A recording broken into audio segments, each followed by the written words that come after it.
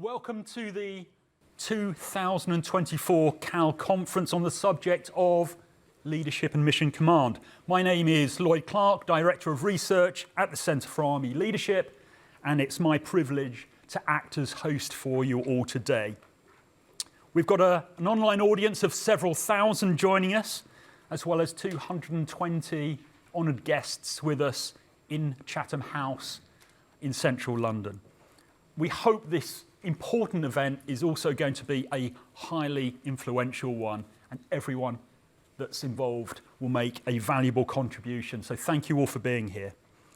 Together, our audience is a whole force group from across defence, but we're also joined by cross-sector colleagues, Cal Fellows, and also academic friends from around the world, and a very happy Thanksgiving to American colleagues that are joining us online or are in the room. And I extend a particularly warm welcome to the many British Army units that are dialing in online to watch today's proceedings and are working their way through specially designed activity packs. So we sincerely hope that you find the day valuable and a great development opportunity. But whoever you are, wherever you are, the Cal's really grateful for your participation, and we greatly value your contribution to our ongoing discussion about the relationship between leadership and mission command. And I say ongoing because, importantly, this conference is the midway point in work that the Cal's doing on this vital subject.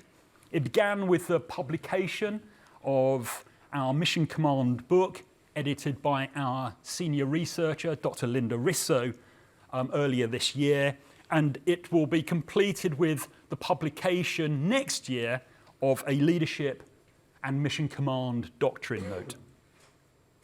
So this conference will enrich our understanding on the subject, and I'm pleased that the team contributing to that Doctrine Note and also to the Mission Command book are with us here today at Chatham House. Thank you all for your efforts so far.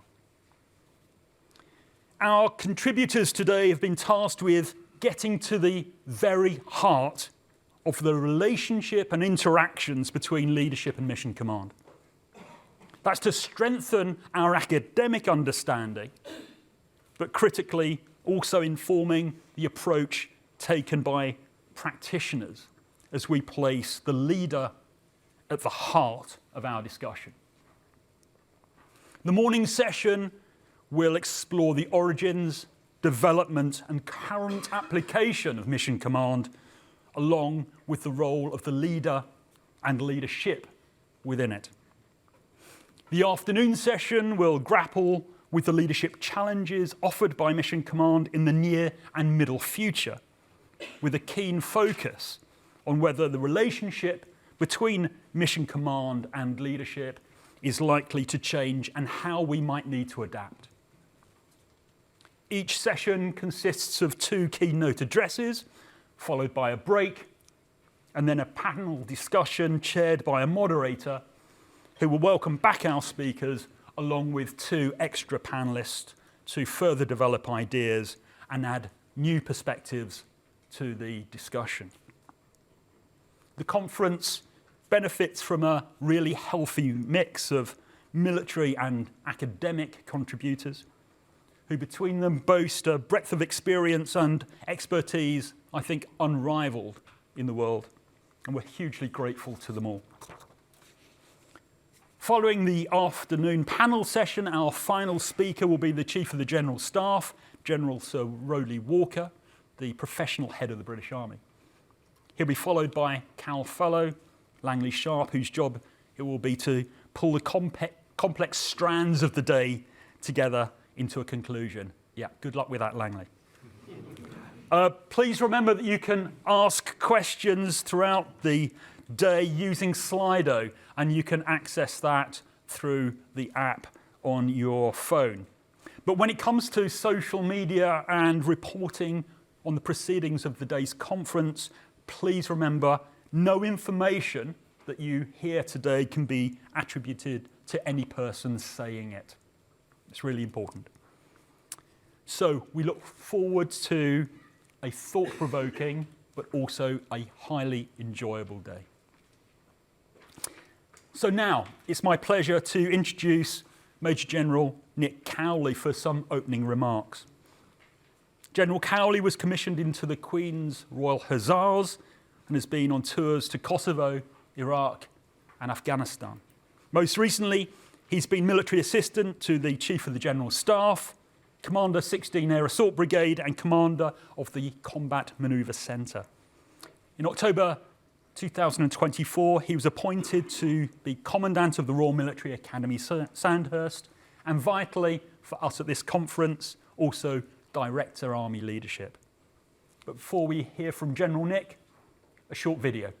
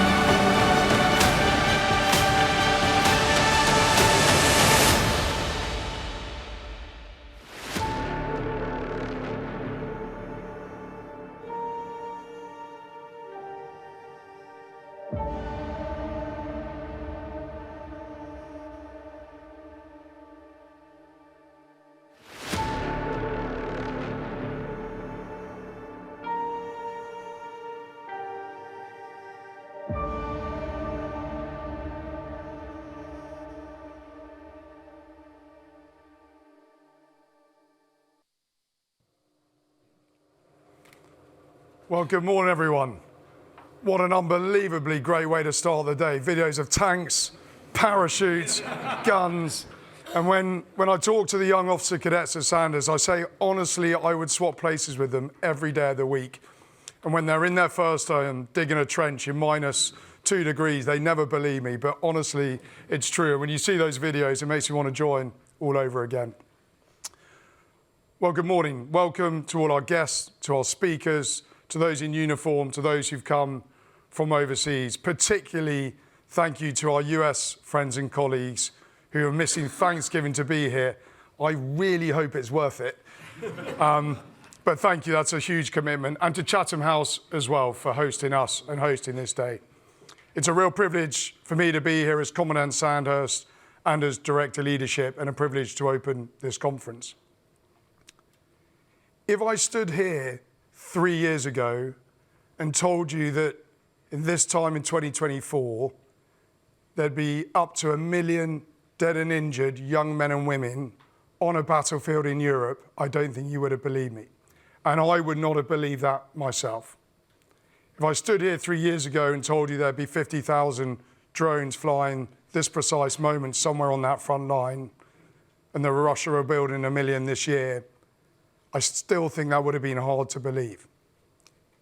And yet that is the context we're living in, and it's the context that should be driving this sort of thinking in this sort of conference, and why it's so important we're here today talking about leadership and mission command. So hierarchies such as ours in the British Army and the hierarchies of nearly all armies are hugely important. They're good for moving information, and they're good for moving formed bodies of soldiers around the battlefield. But they come with inherent risks and challenges. There is always a risk and a challenge that the hierarchy begins to squeeze mission command, that it reduces the room to maneuver of those people lower down. There's a danger they become restrictive, and there's a danger that the commanders and the headquarters use that hierarchy to control more than is strictly necessary.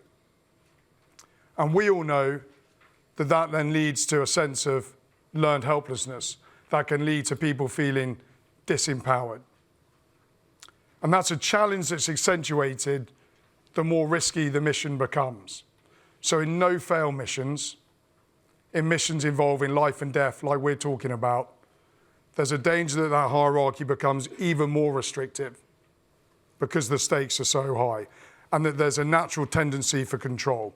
And in those instances, the hierarchy, the benefits of hierarchy can be begun to be outweighed by the costs of too much control that stop people being innovative, that stop people seizing the initiative. So there's a tension. We need hierarchy. At times we need organisation alignment. We know that we need concentration of force. We know on the battlefield we have to synchronise our effects if we want to be successful. But yet we don't want to have so much control that we squeeze out the very goodness of our junior commanders. And it's because of that tension, and precisely because it's not simple or linear, neither of those are right, neither of those are wrong, that this is such an important topic, and it's why I'm so supportive of the work that CAL are doing on leadership and its relationship with mission command. When one thinks about mission command, one instinctively thinks about trust. And if there's any one essential ingredient to mission command, it strikes me that must be trust. So I'm really looking forward today to listening about how we build that trust, how we create the trust in the people in the forces, how we build the trust in our organisations that allows us to really maximise the benefits of mission command. I'm really interested to hear about the practical things we can do in our training, in our education, the things we can capture in our doctrine that make sure that even when the stakes are as high as they are on the battlefield, we continue to use mission command to best effect. I'm afraid it's not a free lunch for you. Please do contribute. Please do give us your ideas. The CAL are doing work on this over the next couple of years. So this in 2025, they'll do a Doctrine Note on mission command. Your thoughts, reflections, and engagement today will add to that. And then they're going to update Army Leadership Doctrine in 2026, and will incorporate your thinking and thoughts into that as well. And all of that work is to make sure that CAL and what the Centre for Army Leadership is doing is directly feeding in to make sure we've got the very best leaders in defence and the very best leaders in the Army. Thank you for attending. Thank you particularly to our speakers for giving so much of your time and coming and speak and sharing your knowledge with us. I really look forward to spending the day with you all. Thank you. General, thank you very much. Already raised some really interesting themes and thoughts that hopefully will be developed during the course of the day. So please do, if you've got any questions, get on Slido and start to offer something in return. It's now my great honour to introduce our next speaker, General Sir Rupert Smith, who retired from the Army in 2002 after 40 years of distinguished service, and is author of the hugely respected and influential book, The Utility of Force. Among General Smith's appointments were General Officer Commanding Northern Ireland, Commanding UNPRA-4 in Sarajevo, General Officer Commanding 1st UK Armoured Division during the First Gulf War. His last appointment was as Deputy Supreme Commander, Allied Powers Europe. Since retiring, General Smith has continued to contribute to the national and international understanding of defence affairs. And I recently had the pleasure of sharing a stage with him when we spoke to business leaders about military leadership and mission command.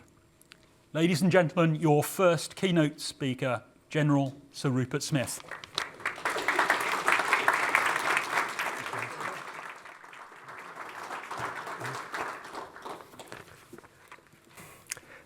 I've spoken and written about leadership a lot.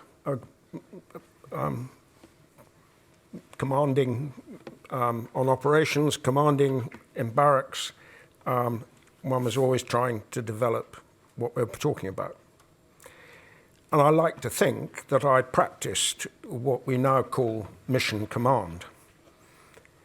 However, there's really only so much one can say about this subject, so I apologise in advance if you've heard it all before from me, but I will be brief. And to be brief, I have removed all anecdotes. I'm happy to tell them, but we'll do that at the panel time. Now, the need for something that we now call mission command has appeared in the reports from operations for centuries. The first time I've actually read one is Nelson in the Napoleonic Wars, but it's there in both World Wars, the Boer War, and more recently, when I'm a cadet at Sandhurst in, wait for it, 1962, my company commander is telling me, make sure you understand the reason why. It's all going to change, and you should obey the order you should have received. That's mission command, I think. So why do we have to keep learning this lesson? The answer, to steal from Lewis Carroll's Griffin, is that it lessens every day we're not on operations. Now, when preparing for this conference, I was asked to provide 4 bullet points describing the takeaways from my talk. And my first point was that mission command depends on commanders, not leaders. And this produced a reaction that leads me to believe that the difference between the two, leaders and commanders, as it affects the practice of leadership, is not generally understood. And the explanation that follows is necessarily brief, and I'm happy to expand upon it when we do the panel. Now, the leader says, come on, and they follow him, because in the circumstances at the time, they trust he knows the aim, the way to achieve it, and he will look after them, value their contribution, and not be careless with their lives. Commanders, on the other hand, say, go on, and their subordinates go because they trust themselves. They trust they know what they're doing and why they're doing it, and they trust they know how they're going to achieve the object. And at the same time, they trust that commander will look after them, value their contribution, and not be careless with their lives. Note that in these circumstances, when commanded and not led, they are not, in the strict sense of the word, followers. They are leading themselves. And you can see that from this difference, that the commander has a much more difficult job to do than the leader to establish this necessary level of trust. It's not trust in him directly, it's trust in themselves and their comrades, the unit, the formation, the army, ultimately the nation. That's the level of trust command at the appropriate level has to establish. And the clue is in the title. It's mission command, not mission leadership. Of course, commanders are leaders.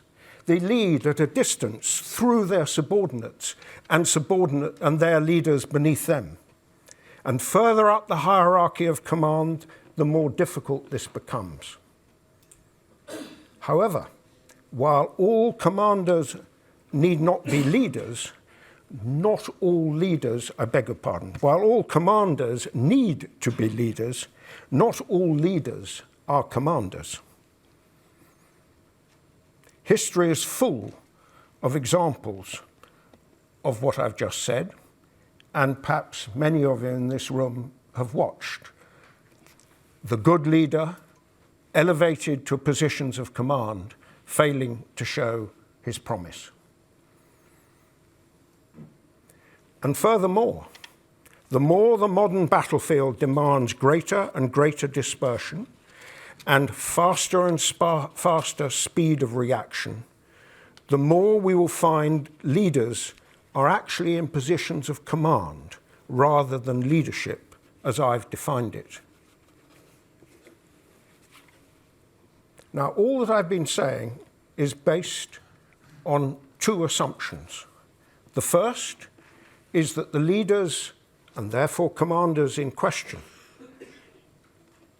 are seen to be competent, are known to be competent. And secondly, they are reliable, consistent in their practice of leadership, and so forth. If those two assumptions are not satisfied, it doesn't work, because that's the foundation of the trust that you're trying to build. So mission command is an absolute necessity for success in battle.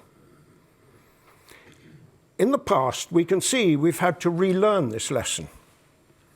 But the old sayings of learn from your mistakes and live and learn are battlefield death wishes. In battle, you die from your mistakes. And so, in advance, you need to learn to live. And thus, mission command must be organized for and practiced constantly from recruit training onwards, and in the administration and conduct of everyday life, in barracks as well as in field training. Establishing this attitude of mind and the atmosphere for it to be applied throughout the army or a command is, in the first instance, the duty of the commander of that force. The commander is delegating his authority to decide in certain circumstances. He must make it possible for his subordinates to discharge this responsibility in such a way that their decisions contribute to the successful achievement of the aim. Commanders must be seen to practice mission command. They should give missions instead of tasks, give direction to the desired outcome and priorities for action. They should accept the decisions of subordinates, encourage initiative, and adopt good ideas as they emerge. They must allow for mistakes. This is living and learning before the battle.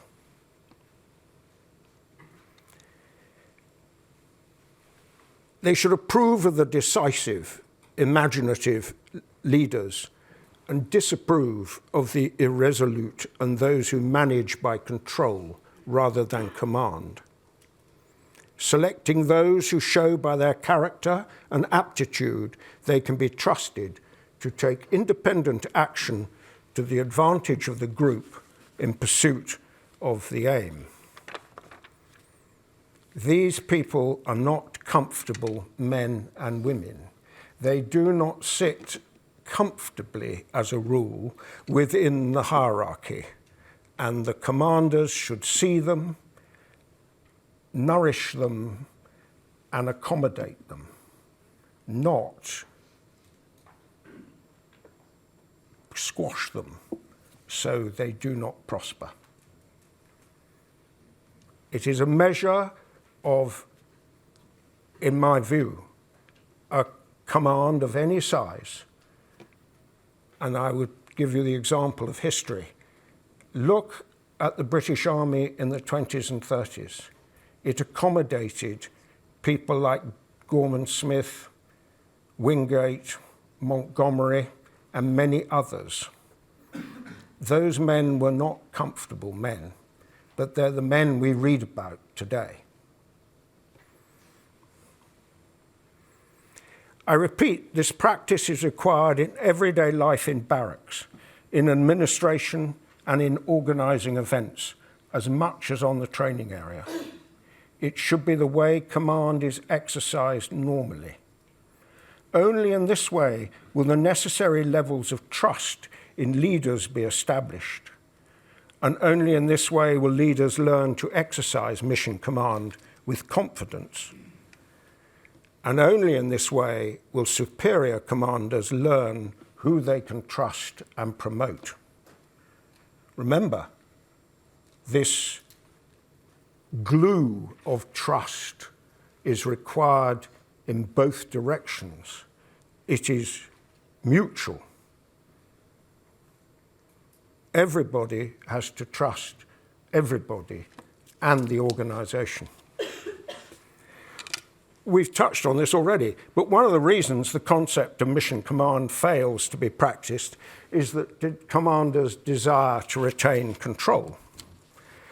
And on operations, this can lead to ponderous decision-making and, in the face of a more agile enemy, defeat.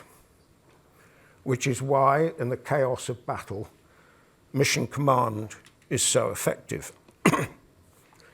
To compensate for this apparent loss of control, commanders must state the mission, the aim, the intention, or whatever form of words is most appropriate in the circumstance, to describe without ambiguity the desired outcome. They must explain the setting, the situation, the circumstances, the reason why, as the commander understands it, when the mission is allocated. If this is not done, how does the subordinate know that the circumstances which gave rise to the original instruction have changed?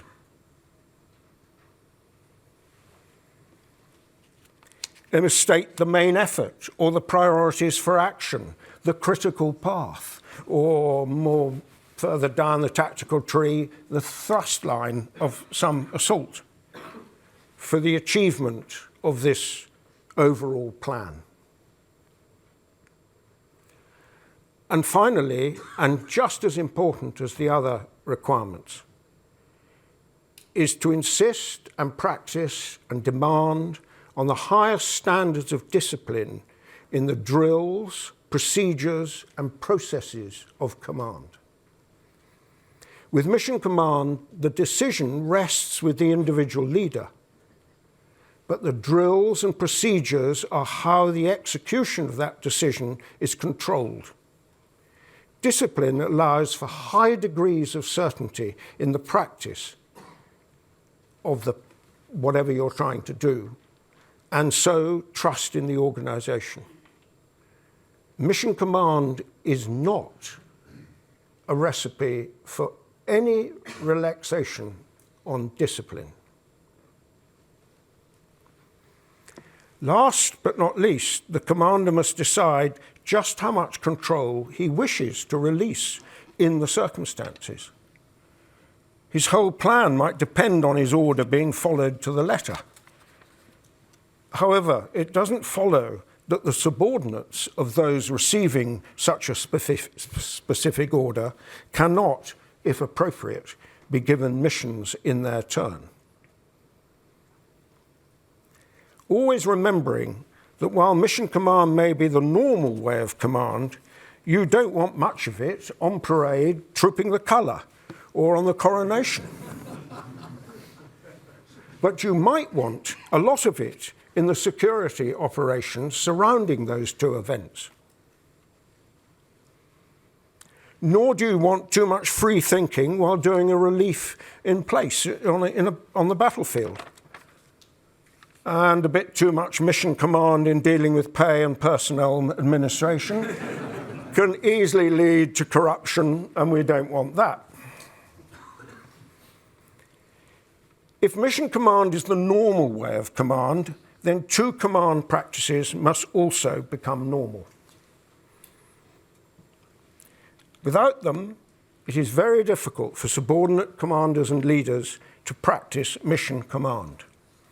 And these two requirements are these. The first is the allocation of responsibility for a mission to achieve some outcome must be matched with the allocation of authority over the forces and resources necessary for that achievement. And in addition to manpower and equipment, time, information, and firepower should be understood as resources. If you don't allocate authority with the responsibility, mission command doesn't work. And the second requirement, which is from my observation of attending a few other conferences and exercises, is not being done at the moment. There should be no planning without responsibility for execution. In the first place, this makes for speed in action. Remember the whole idea about battle procedure was concurrent activity? Well, get everyone planning at the same time by dropping the missions down as fast as you can. If my division can do a divisional attack in 4 hours, why can't you do it now with all the IT and so forth that you've got? Secondly, when plans are made by one and executed by another, the latter does not necessarily know what assumptions were made by the original planner, nor the plan's relationships to other plans. And again, this lack of knowledge of the setting of what he's been told to do makes it very difficult to practice mission command. So, to conclude, mission command, or something very like it, has been understood as a requirement for success on the battlefield for many years. Its foundation is mutual trust. Trust in oneself, the product of training and selection. Trust in one's superiors and they in you, the product of training, selection, and constant practice. Mutual trust in one's comrades, in one's organization, a product of discipline and practice. And to achieve this, mission command must be practiced continuously, whether on operations or not, in barracks, in the field, and in all the functions of the service. The acid test, to go right back to Nelson, is to ask what I call in my head Nelson's question. What would my commander wish me to do if he could see what was in front of me? And having answered the question so as to maintain the aim, do it. Here endeth the lesson. What a fabulous start to the day. Inspiring. And I think General Rupert drew on all of those 40 years of experience to offer us some really interesting insights and also, I think, some useful challenge as well. And for those of you that are online and perhaps are wondering exactly what is the difference between leadership and command, then it's all laid out there for you in Army Leadership Doctrine. Grab a copy, you can get it online. and have a look, and take the ideas forward. So on to our next keynote speaker, Dr. John Nagle from the US. A West Point graduate, a retired armoured officer who saw service in both the First and Second Gulf Wars. Since entering academia, his various prestigious roles have included president of the Center for New American Security. He's a member of the Defense Policy Board, and he's currently on the board of advisors for 2 highly influential US think tanks. His publications include the impactful book, Learning to Eat Soup with a Knife, Counterinsurgency Lessons from Malaya to Vietnam. And most recently, he was project director and contributor to an important volume titled A Call to Action, Lessons from Ukraine for the Future Force. And that includes an excellent chapter on mission command and the Ukrainian army, and another on combat leadership. And I highly recommend that volume to you. Dr. Nagle is currently Professor of Warfighting Studies in the Department of Military Strategy, Planning and Operations at the Army War College. And I'm delighted that he's hopped over the pond to be with us here today. Ladies and gentlemen, John Nagle.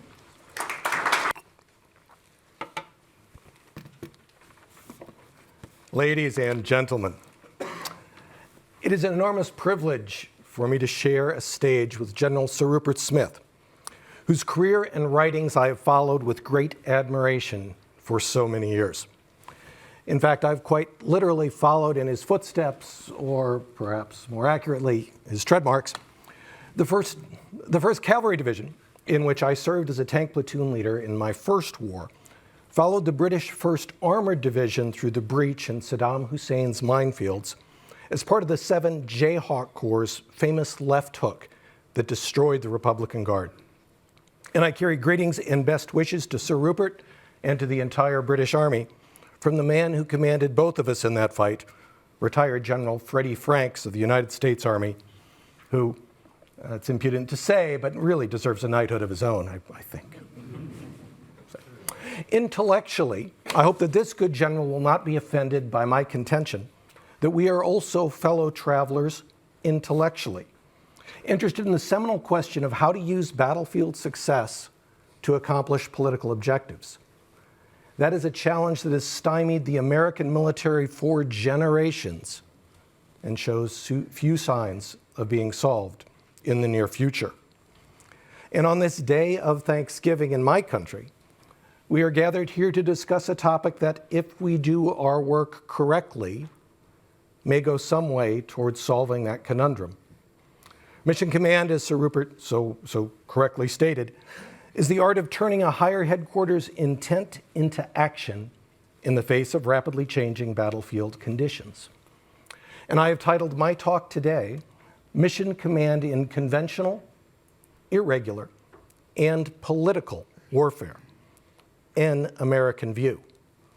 And the N is italicized to highlight the fact that I am not speaking on behalf of the Army War College, the United States Army, the Department of Defense, nor the United States of America, all of which would shudder at the thought that of all 350 million Americans, you chose me to come talk on this subject. Apparently, there's no accounting for taste. But there is something beautiful about a gaggle, and apparently there's 10,000 online, so it's more than a gaggle, it's a lot. But a huge group of highly trained, very professional British and American Army people, and I know we have allies and partners and friends from around the globe, from the business community, engaging in this discussion. It's beautiful because, as Sir Rupert also noted, this idea of mission command has existed for a very long time, and its most successful proponent, and as an Army man, it pains me to say this, but I think we have to give credit to Lord Nelson of Trafalgar, whose statue I'm staying at the Grand in Trafalgar Square, so I'm seeing him every day, every time I leave my hotel room. But Lord Nelson of Trafalgar, prior to that battle, instructed his commanders, no captain can do very wrong if he places his ship alongside that of the enemy. As that battle, fatal for him but decisive for the fate of England, was about to commence, Lord Nelson ordered the mizzenmast of HMS Victory to signal, "England expects that every man will do his duty." Earlier in my career, I worked for Gordon England, whom some of you may know. He was a Secretary of the Navy and later Deputy Secretary of Defense, and he loved to wear a tie with those same signal flags, because as he noted to us in the Pentagon, Gordon England expects that every man and woman will do his duty. His joke, not mine, but terrific leader who practiced mission command to the extent that you can in the five-sided puzzle palace. Back to Lord Nelson. On that fateful day, Lord Nelson got what he expected from his sailors, but he only did so because he had trained them in what we today call mission command. In a time when communications with higher headquarters were often measured in weeks, Nelson asked himself, what would my superiors direct? Did they know what is passing under my nose? As he wrote to Lord Spencer on November the 6th of 1799, almost exactly 225 years ago. But this is an Army audience and an Army talk. While acknowledging the great debt that England owes to the Royal Navy, there is significant Army thinking on this topic as well, and we've heard some of it already this morning. I will divide my talk on 3 cases drawn from my own experience of conventional, irregular, and political warfare, with the hope that these will provide some food for thought to an Army that I love quite deeply, even if my countrymen have not always been so fond of all of you. I begin with my service next to then Major General Rupert Smith some 34 years ago. We were serving the biggest war since Vietnam, more on that in a moment, to expel Saddam Hussein's army from Kuwait. Doing this was a monumental feat of logistics and maneuver across trackless desert, but it was not an incredibly intellectually challenging war. As Sir Rupert can attest, we shot the tanks that didn't look like ours. We cut them off from their supply lines in a left hook that would not have been a surprise to Hannibal. And in just 100 hours, we converted the 4th largest army in the world to the 2nd largest army in Iraq. Those feats were accomplished because of deep trust among commanders up and down the line in the British 1st Armored and in most of the American 7th Corps, but not, I'm sorry to say, throughout my entire chain of command. Sir Rupert didn't tell his anecdotes to leave time for me to do so, and so I'm taking full advantage of that. My company commander's tank had an unusual defect during Desert Storm that I have not seen before or since. When a bullet passed anywhere near his antennae, his radio stopped working until the danger was over. True story. I couldn't make that up. The phenomenon was well enough understood by the lieutenants in the company that we had a battle drill worked out in which I, as senior platoon leader, took charge of the company when the boss's radios went out, and then seamlessly relinquished command back to him when the danger had passed and his radios began working again. No real damage was done.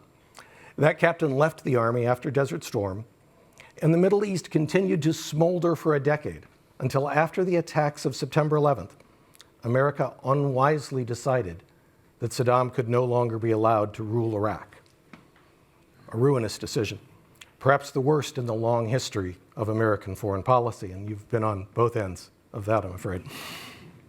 Saddam Hussein had nothing to do with September 11th, and there was no al-Qaeda in Iraq under his brutal rule, but plenty of it once we toppled his government without any plan on what should follow him. St. Augustine taught us that the only purpose of a war is a better peace. But we, my country, the United States, had no plan to create that peace in the wake of Operation Iraqi Freedom. When an insurgency and then a civil war erupted in Iraq after our joint and very rapid defeat of Saddam's conventional forces, we had no doctrine for what to do next. In the wake of Vietnam, the American military, particularly my Army, had simply decided that we weren't going to do irregular wars anymore.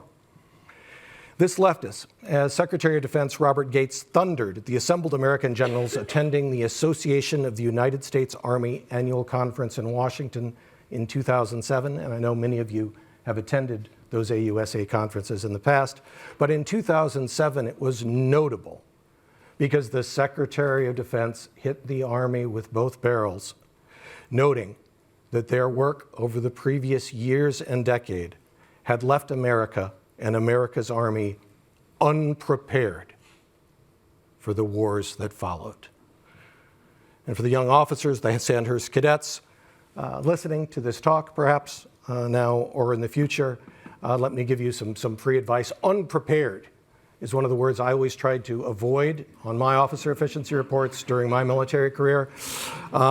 As I tell when I speak to American audiences, the American people give enormous resources to the American military in order precisely that it be prepared for any eventuality. Unprepared is not a word that any serving officer should ever wish to hear, particularly from his or her Minister of Defense. And so, as Iraq burned, a group of Army officers and former Army officers and a few United States Marines came together to write a new instruction manual for how to salvage a kind of partial success from emerging disaster in Iraq and perhaps also in Afghanistan. They were not told to do so. Indeed, when Secretary of Defense Donald Rumsfeld heard rumors that Lieutenant General David Petraeus, then commanding our Army's Combined Arms Center, was working on a new strategy for Iraq, the Secretary, the Minister of Defense, was mightily upset.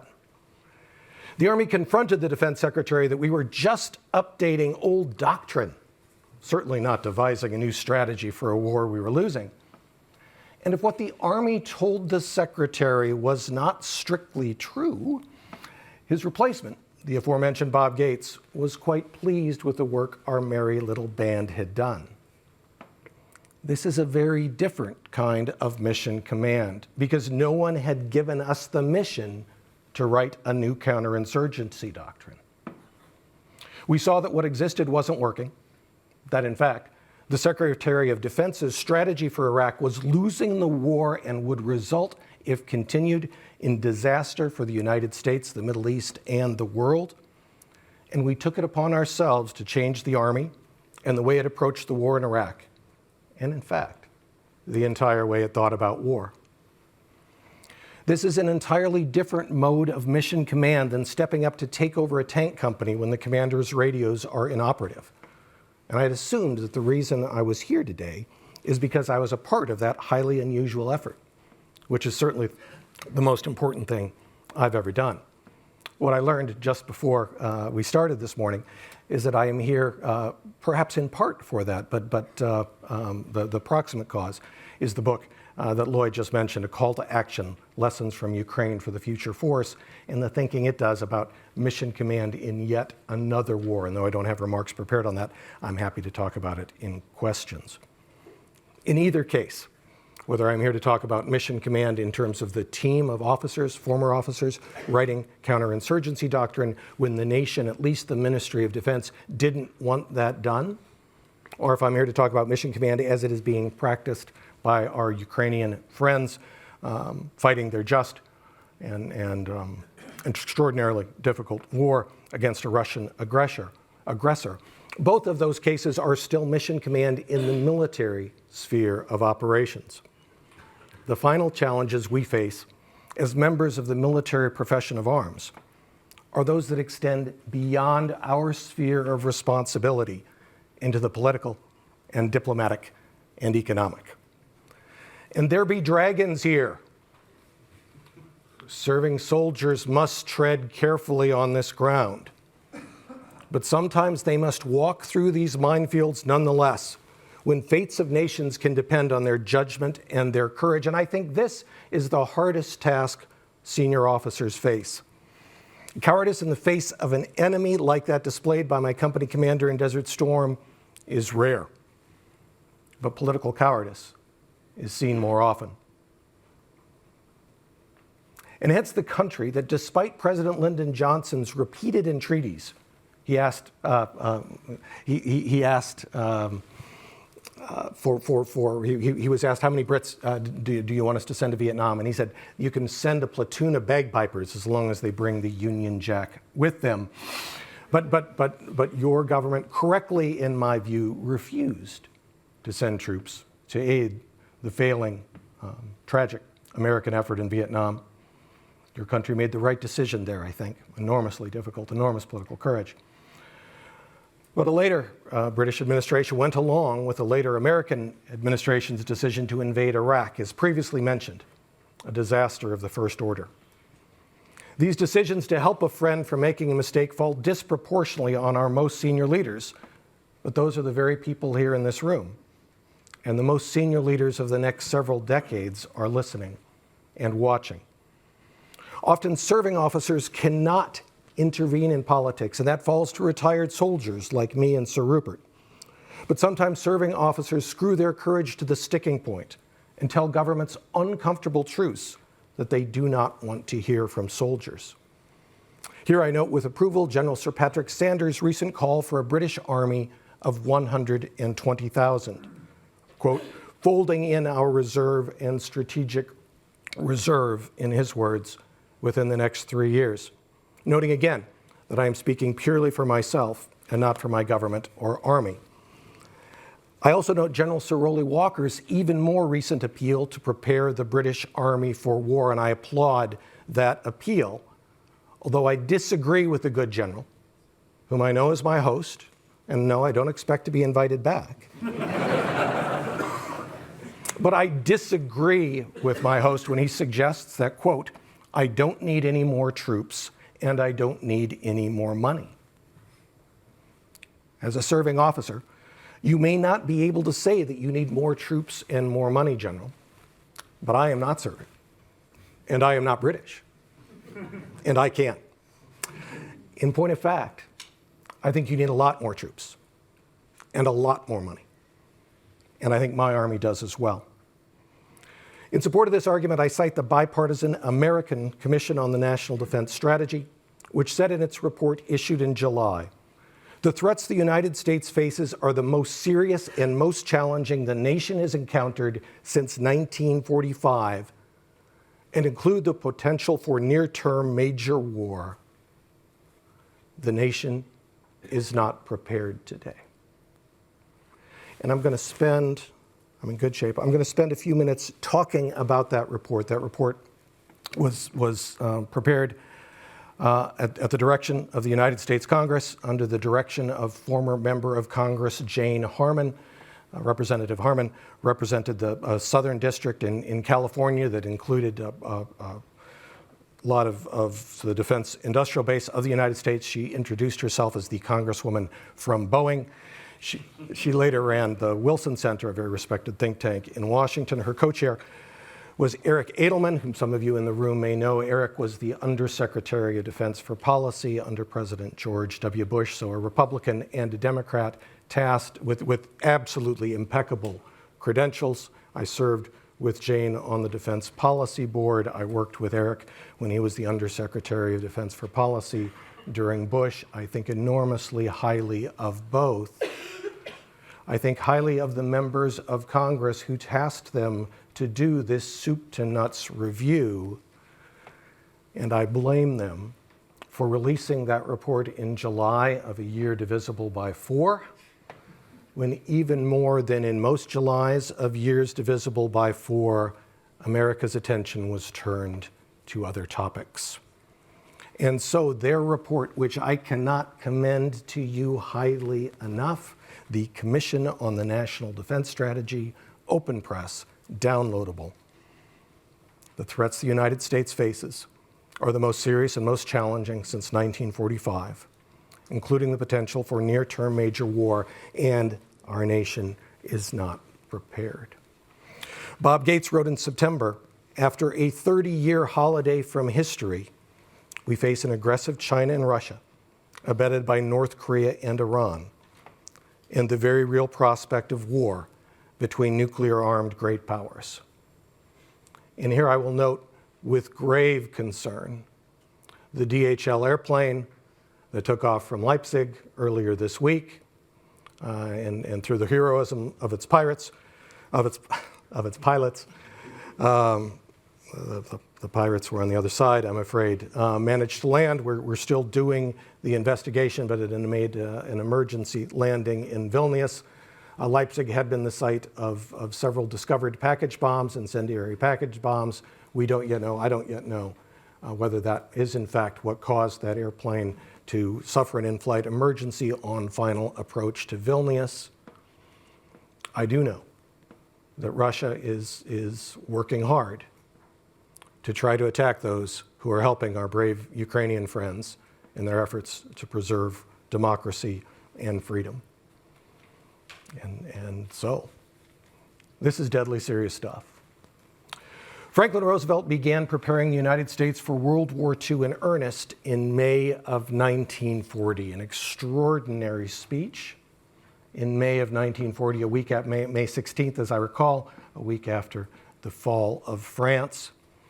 He noted that America in the previous year had created 6,000 airplanes. He asked America to build 12,000 in 1940, and said that his goal was that America build 50,000 airplanes a year. And in fact, over the 5 years or so of World War II for the United States achieved that, building some 275,000 airplanes. I need not tell anyone in the room that with today's technology, we cannot do anything approaching the same.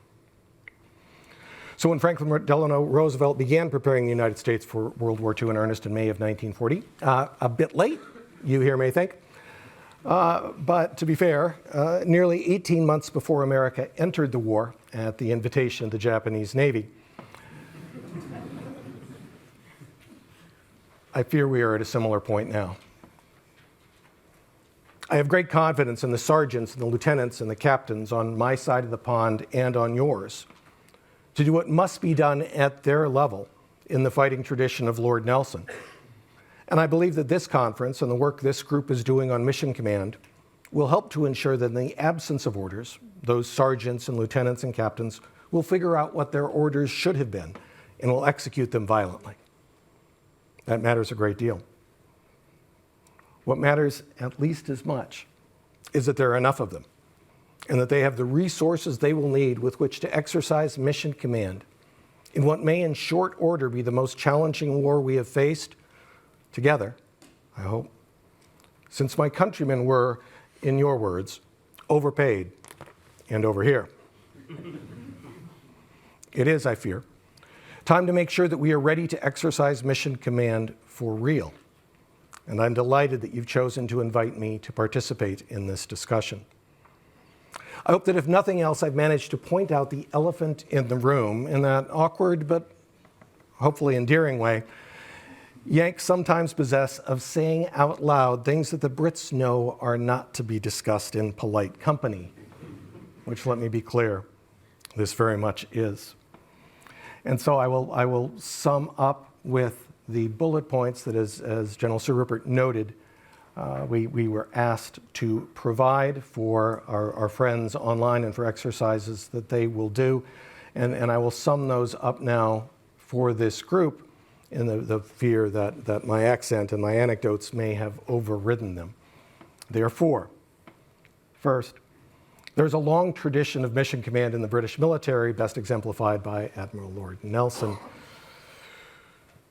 who noted the way to decide what to do is to ask, what would my superiors direct? Did they know what is passing under my nose? That's point one. Point two is that mission command in conventional warfare, like Operation Desert Storm, is relatively simple. In the absence of orders, figure out what those orders should have been and implement them violently. My third point, mission command in irregular warfare, like our more recent operations in Iraq and Afghanistan, requires a more sophisticated understanding of the political, economic, and social, as well as the military objectives of the operation, and requires officers who can decide when those objectives conflict, which of them to prioritize at any given time and place. And that demands a much more intellectual officer when we wrote the Army Marine Corps Counterinsurgency Field Manual. The opening quote was from a Special Forces major who wrote to me from Iraq.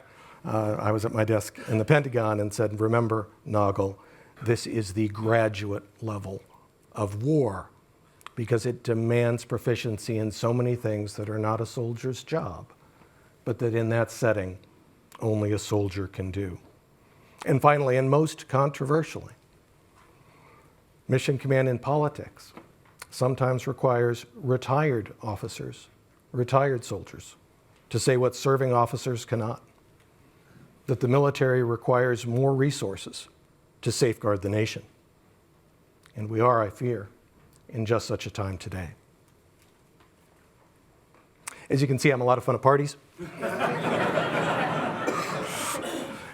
It has been my enormous pleasure and great honor to spend my Thanksgiving with you in this wonderful room, discussing matters that I believe are of enormous import to the fates of our nation, to the fate of the world, and to the fate of the cause of freedom, for which so many in this room and online have fought and will, I fear, fight in the future. I hope that I have provided some intellectual nutrition for those who make those sacrifices and continue to serve to keep fat old soldiers like me safe. Thanks so very much. To reassure John, the reason that he was invited here today is to provide that intellectual nutrition. Very much respect the work that he's done over the years, but also because we do need to break out of our bubble and to think about our NATO allies in all of this.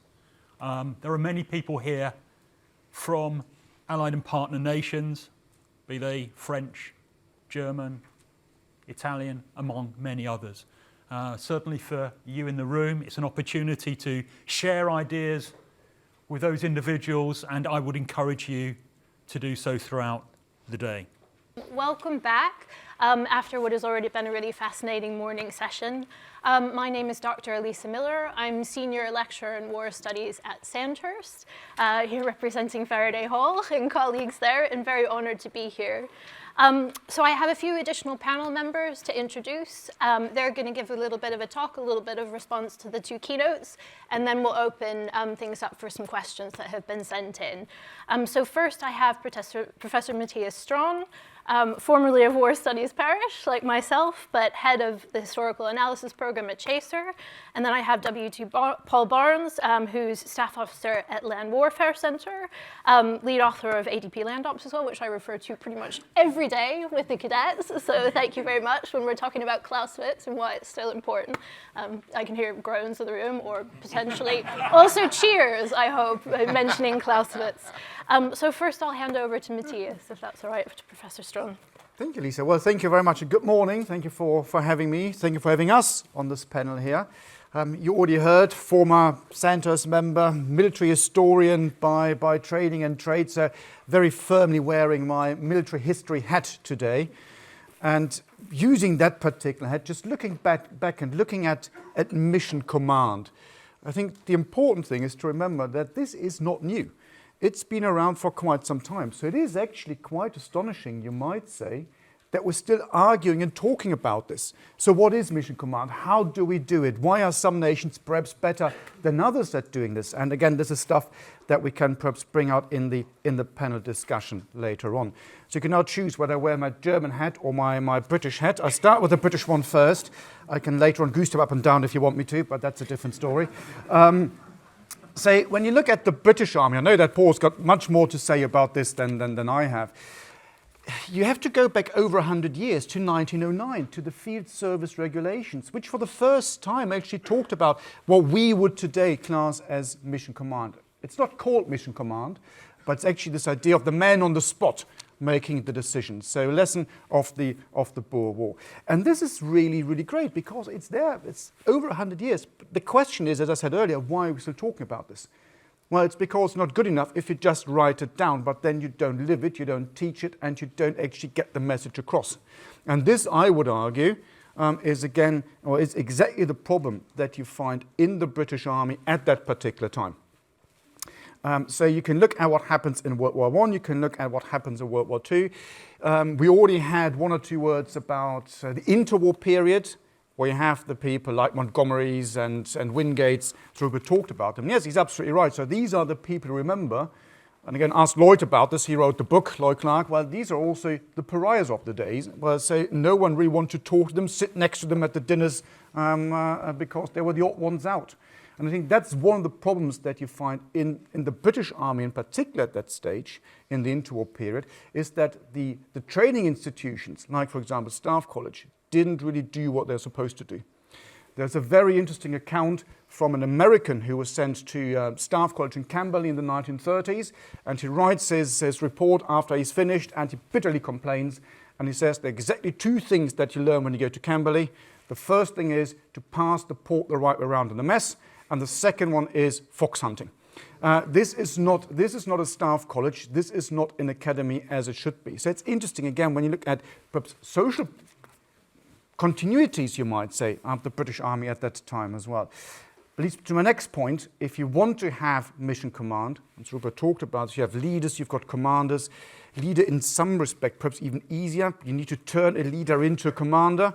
And as you said, well, we can all think of, in history, think of examples of good military leaders at the low tactical level who then fail as operational and strategic commanders. That also means you need to have a bigger picture look at this whole thing. You need to take all of society into consideration.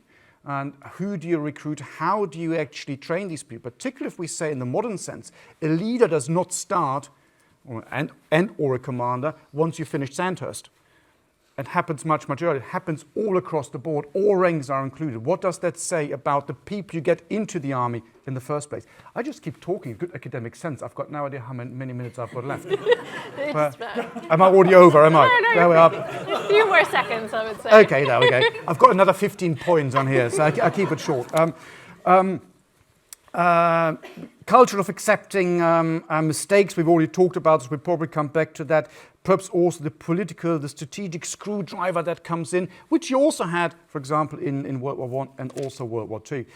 I think all this really from a military historian point of view really only changes, and again, Paul, you will have your own view on this, in the British Army, at least in theory, with the Beckner reforms of the 1980s. And it's really interesting now, putting very firmly on a German army hat. When you look at this and you want to understand what your own army does, look at how others see you. I think that's really quite important. And there's now very, very much a broad brush, a bit of generalization going on. But generally speaking, when you read after-action reports from the German army of World War I and World War II, they always come to the same conclusion. First of all, they all bitterly complain about the Brits. That's particularly when you have interrogation reports from captured officers, because these bloody Brits simply don't take war seriously. That's the first thing. And that is all linked with this whole idea of how do the Brits actually fight. And it's really interesting. Again, bit of generalization, broad brush. But from 1914 all the way to 1945, the general gist is that the Germans say the British army is extremely good, really, really good at fighting at the low tactical level, all the way up to battalion level, particularly in the defense. So it's probably the best army that you can face. The moment you go above that and you look at operational stuff where you turn leaders into commanders, the British army is extremely poor. The moment you go above battalion level, the army becomes predictable, it's not innovative, it's very, very slow to act and particularly also to react. And that is, I think, quite interesting because it boils down all these things about mission command, all these things we're talking about from a different point of view. And I think it all links very nicely what you said, Rupert, earlier about leaders, commanders, and all these things. So we need to make sure that we get this right all the way from the bottom, because leadership does not start, as I said, after you finish Sandhurst. It starts much, much earlier, but all the way to the very, very top. And with that, I finish my 3 minutes after about 10. That was very academic, by the way, not military at all. And I think I'm back to you, though, right? And then over to Paul, if that's all right. Thank you. Well, there's not much of my speech left to speak. But so we'll cut down the 10 to 3 and make it almost on time. So I'm going to talk a little bit about where we sit doctrinally, where our doctrine is situated, to try and pull together all the points. And you'll recognise that virtually nothing that anyone has said, in fact, nothing that anyone said, isn't fully agreed to by the doctrine that we have. our doctrine is very good, contrary to some people who might want to see it changed because war's all changed. Fundamentally, war has not changed, not for 5,000 years. Essentially, we're doing the same things, but with better technology. And we need to think about that. The other thing we need to think about, of course, I think, is that technology doesn't win wars. People win wars. And we've got to concentrate on our people and how we train them and how they use the technology to maximum effect. In an army that's the magpie mind of the British Army, that's continually fascinated by technology, we need to start being more fascinated by our people. And that is really the message. So what does NATO do? Well, NATO doesn't define mission command. It doesn't define mission command because it's 32 nations with 32 traditions of command, and it's a political organisation. It's not a military organisation. It's a political organisation with a military wing. And so what you've got to remember about NATO is that whoever writes the doctrine sits in a writing team of perhaps 20 members. Each nation wants to get its little bit in, and you end up with a book which essentially is the European English version of what we would say in 2 paragraphs. Okay? So we don't define it either, we just describe it. Why do we describe it? Well, we describe it and not define it for the same reason. There are 32 different traditions. There is, of course, the Prussian tradition, which is perhaps the purest position. There is the British position, which we've heard stemming from the work of Sir Edmund Hamley in the 19th century, and then coming through to sort of FSR 1909. The 2 traditions are different, and I'll talk about that in a moment. But there is also within NATO a Soviet tradition. The Eastern nations all sign up to mission command, but as to whether they do mission command is a whole different ballgame. They've all agreed to it, but I don't think they believe it. And so we are in a situation where NATO's job is to standardize and to become interoperable. Its job isn't to make everybody the same. It's to understand the differences. And that's where you can mitigate as a commander. So the 2 traditions, the Prussian tradition, the Auftragstaktik, sorry about my poor German, but that tradition that stems from the Prussian defeat at Jena in 1806 and then brings that whole tradition along is very different to ours. The German tradition is based on the unique relationship of the army and the state. And in Germany, Prussia and later Germany, the army and the state are wings of the same element, in a way that the army in Britain is not. So when those people are delegating their command, it is effectively delegated through the general staff directly to the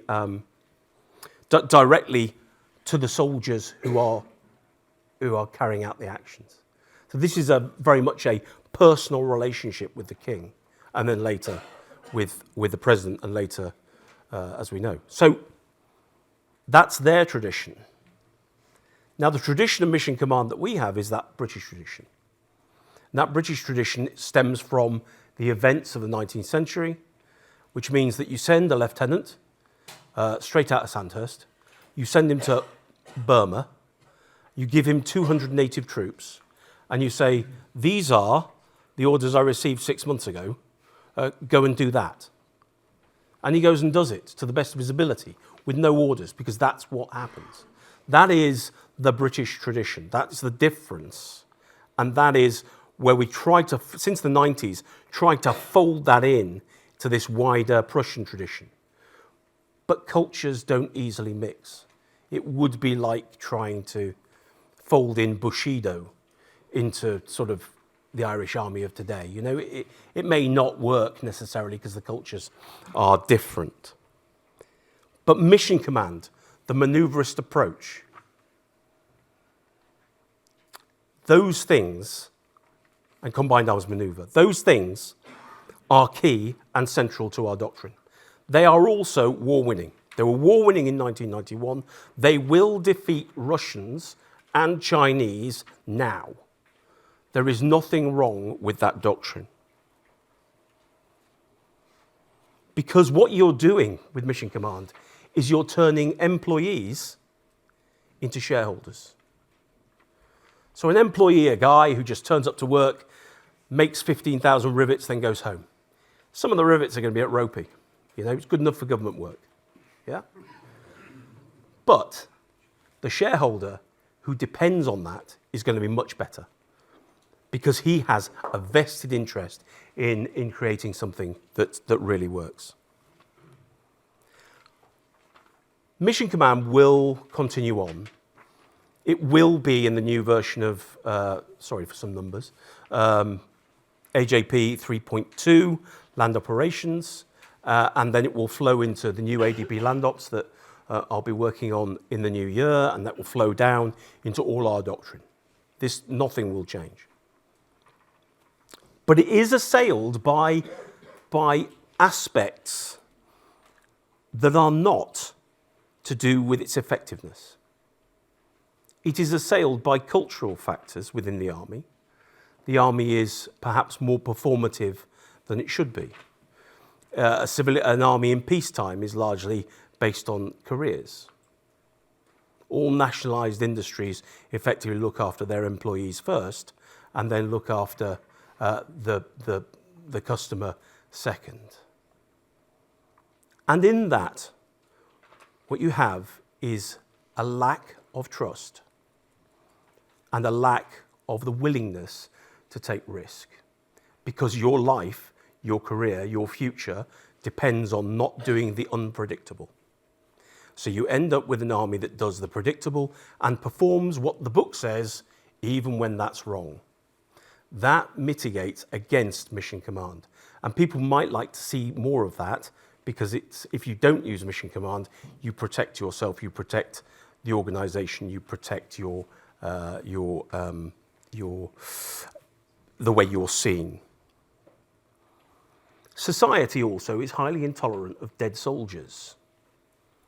Does not like to see dead soldiers. And as we know from Ukraine, I'm sure that Professor Nagle would support this, the use of Mission Command is often expensive. Lots of people die because they're using lots of initiative. It succeeds, but the cost is high. And society might not wear that. Politicians certainly will not wear that. And politicians, of course, like to have the very long screwdriver, so long that you can see it from space. So they like to be right in there and make those decisions. And then we have the thing that kind of enables that, but doesn't. The thing that kind of enables that is technology. Many technology companies will tell you what is absolutely possible. But then when they deliver it, you find it to be impossible. In a denied environment, where there is no electromagnetic spectrum, where it's gone, whatever computers you're going to have, they are not going to cut the mustard.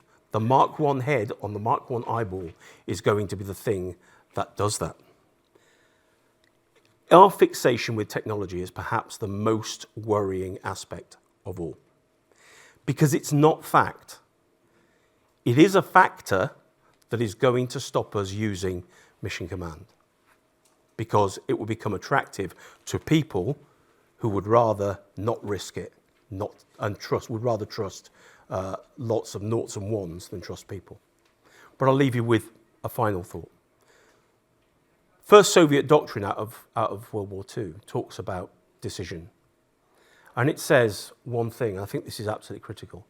An army that decides and acts twice as fast can destroy a force 5 times its size. So in the times we're talking about lethality, when CGS is talking about lethality, the way to increase your lethality lies in your ability to decide and act, and the heart of that is Mission Command. Thank you. Brilliant. We have a number of questions, I think, that have centered on this point about risk aversion, and going basically from peacetime, where you have an intolerance of risk, and then going into the successful execution of warfare, and how Mission Command basically fits into that, how you can train Mission Command in peacetime. I wondered if I could ask General Rupert first to respond, maybe, to reflect on that, and then go over to Professor Nagle. and then open up to the floor a bit more.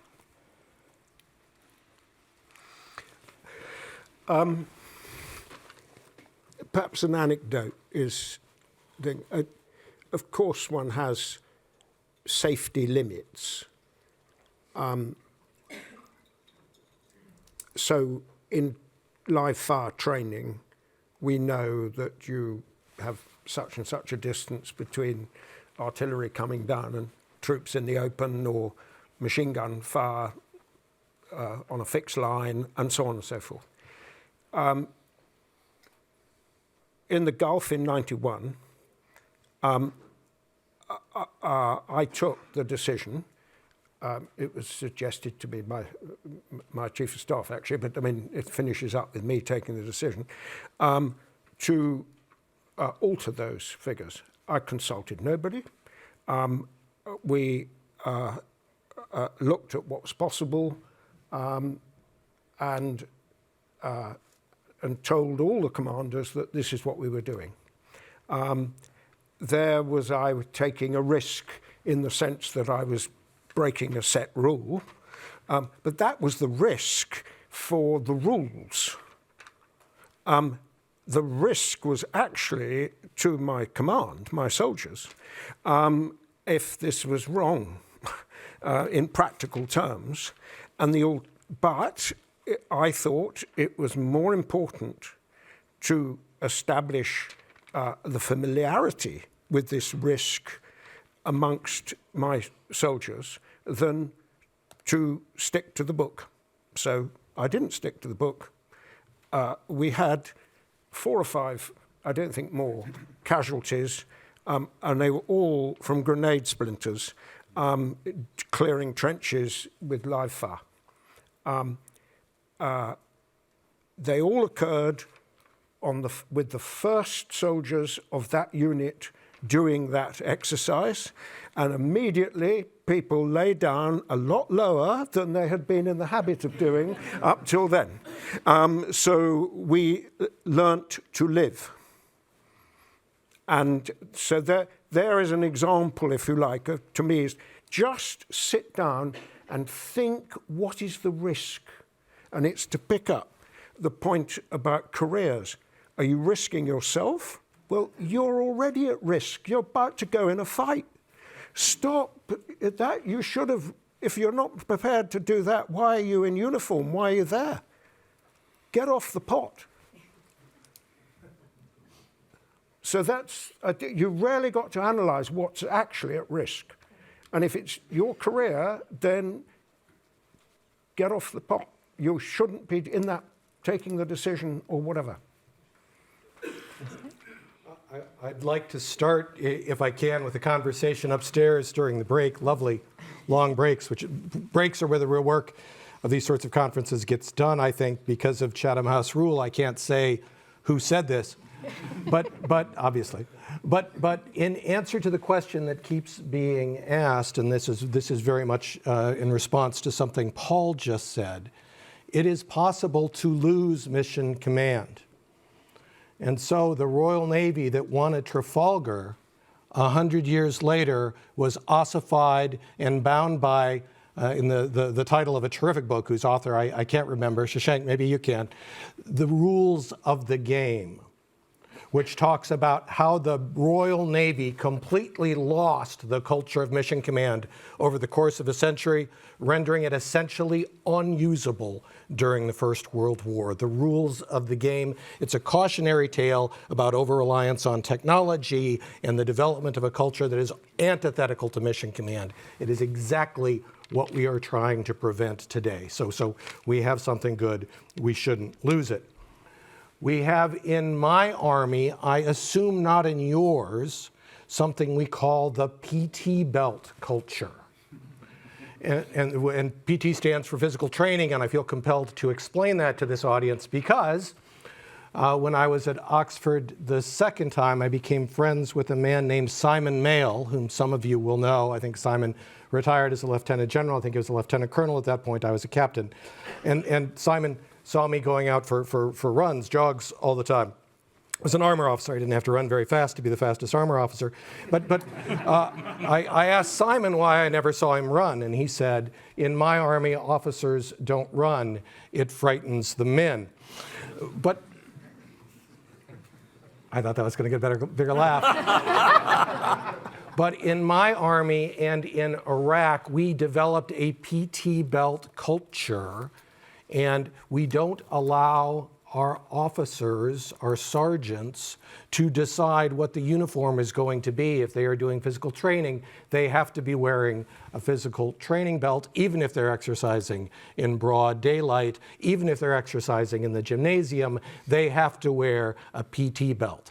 And an army that will not allow an officer, a sergeant, a soldier to decide not to wear a PT belt while lifting weights in the gym is not an army that enables its people to do what they need to do under the pressure of combat.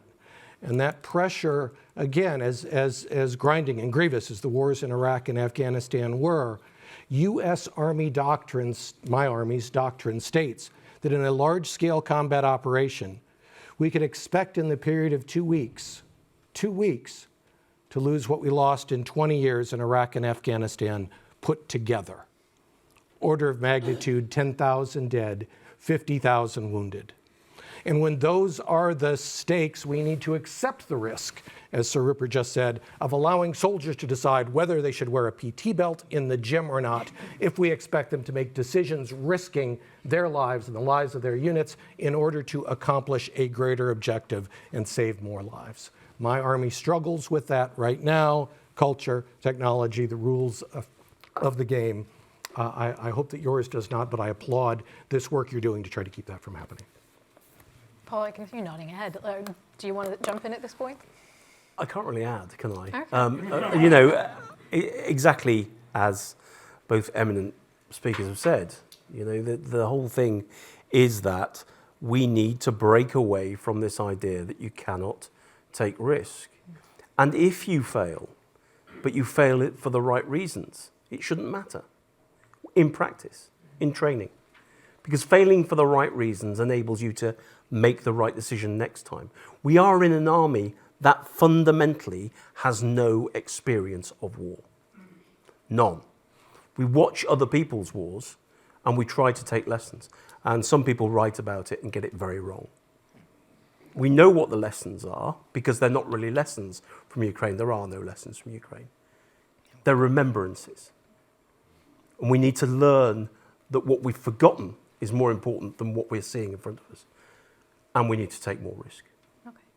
Matthias, I'm thinking about this from a historical perspective as well, because we have a question about mission command, of course, not being new, which is what we've all been kind of a point we've remade. There's this issue of maybe lessons that are learned and then potentially forgotten. I don't know if you have anything to say about that from a historical perspective, kind of war to war, if you see what I mean. I think it links in with everything that's already been said. So I'm basically just repeating everything, but I would be a very bad academic if I just didn't do that. So I think the problem really is it's this whole thing about peacetime armies. And I include in this now the British Army since, let's say, 1945, perhaps the Korean War. We've got the one exception here where you had actually operational fighting at that particular level for the British Army. But apart from that, if we put it into perspective, the fighting that, and let's stick with the British Army now as the example, has done the last 10, 20, 30, 40, 50 years, as Paul's just said, was absolutely small. It is small beer compared to what we might be facing and what other nations had faced. And we can now throw around lots of statistics and numbers and what have you, and I'll give you two, compare it to what happened in World War II. If you look at all the casualties the British Army suffered since 1945, that's what the German Wehrmacht lost in one day on the Eastern Front. That puts it in perspective. The British military, or the British nation, lost as many people, 450,000 in World War II, as the German Wehrmacht lost in 1 month. That's January 1945. This is proper total war. If you've got a war like this, you train differently.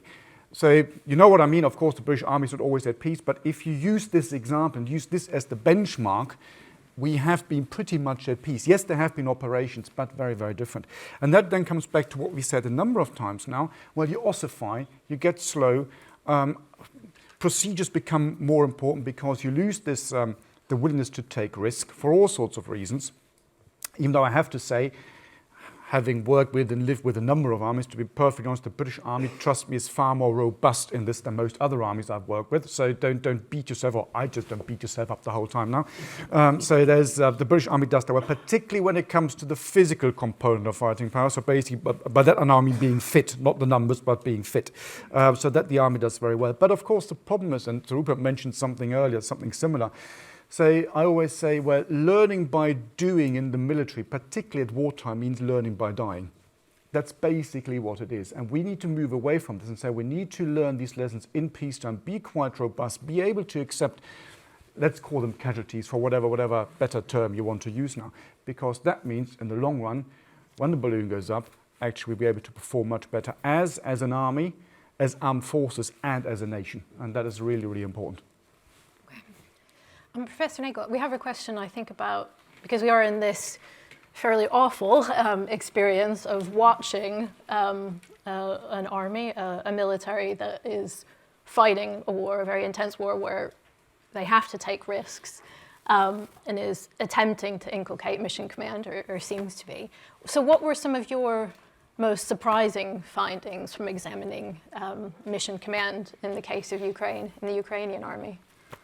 Yeah, I'd like to pick up very much on something Paul said, that the Ukrainian army is a post-Soviet army. It has every incentive to learn by not dying, right? Matthias's very, very apt comment.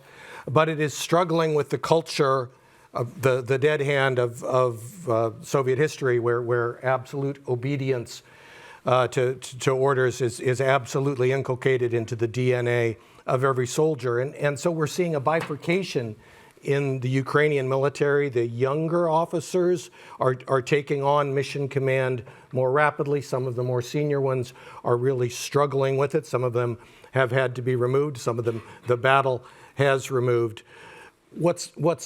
And so that's interesting, right? Back again, the culture and culture's changing, and that enabling a different kind of command, a different spirit of initiative, a different willingness to take risk. What's most interesting to me is that's also happening on the other side of the line. It appears that the Russians are also, because of the failures of their centralized command system, are also adopting some principles, but only some principles of mission command. And here I note the great good fortune I had in my wars to be serving with volunteers, with an exclusively all-volunteer American Army for the last 5 decades. And I never had to worry that I was in a combat zone with somebody who didn't want to be there.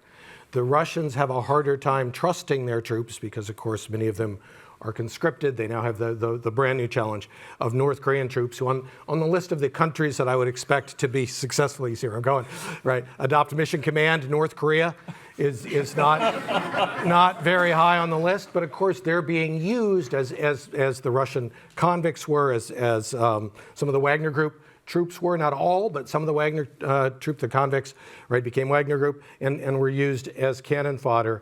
So I think, I haven't written this essay, but it's a good one.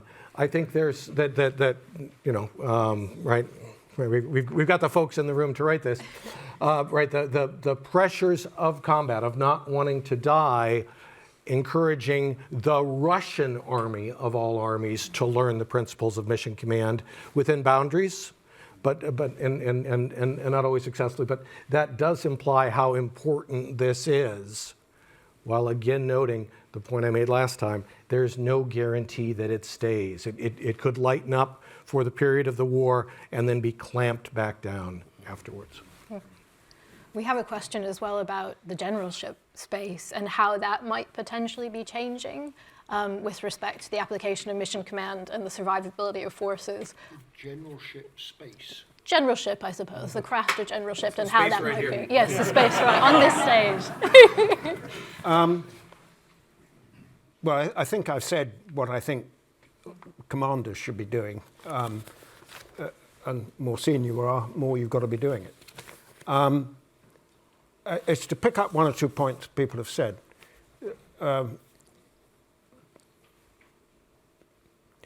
Screwdrivers was the phrase you used. I think someone else used it as well. Well, in its way, that's not new. They go further now and so forth. Well, you can turn the bloody things off, the radios and things. We have the example of it in the negative, but you can do it in the positive as well. And there's time to use Nelson again, to use your blind eye. It's a decision you've got to make. It's the business of being the commander. Am I going to decide this or not? And it's, you have to think of this thing, this problem, well in advance. You mustn't get to the situation as the commander where you're reacting to a new situation. You should have seen that situation and thought of your reaction and prepared it. And the further up the tree you go, more you've got to think of those things. And that's what your headquarters should be doing, not managing the number of pins in such and such a company down the bottom. And the more we have computers, the more that can be done like they do it in Tesco's. You don't need all those people. But you do need to anticipate and think ahead. You wanted an anecdote. Here's one. It's in a book somewhere, so I think I can tell you. It concerns, I'm the GOC of Northern Ireland. The Drum Cree marches, some of you will know all about that. That year we'd been completely taken by surprise because the Orange Order had caused a strike across the whole of the province. The police were being harassed, or their families were, on the housing estates, and all that things weren't right. I'd pulled in my reserve battalions, and the chief constable was facing a really difficult decision. Did he do what was politically necessary, which is to stop this march, in which case it was going to be bloody in every way, or did he let it through?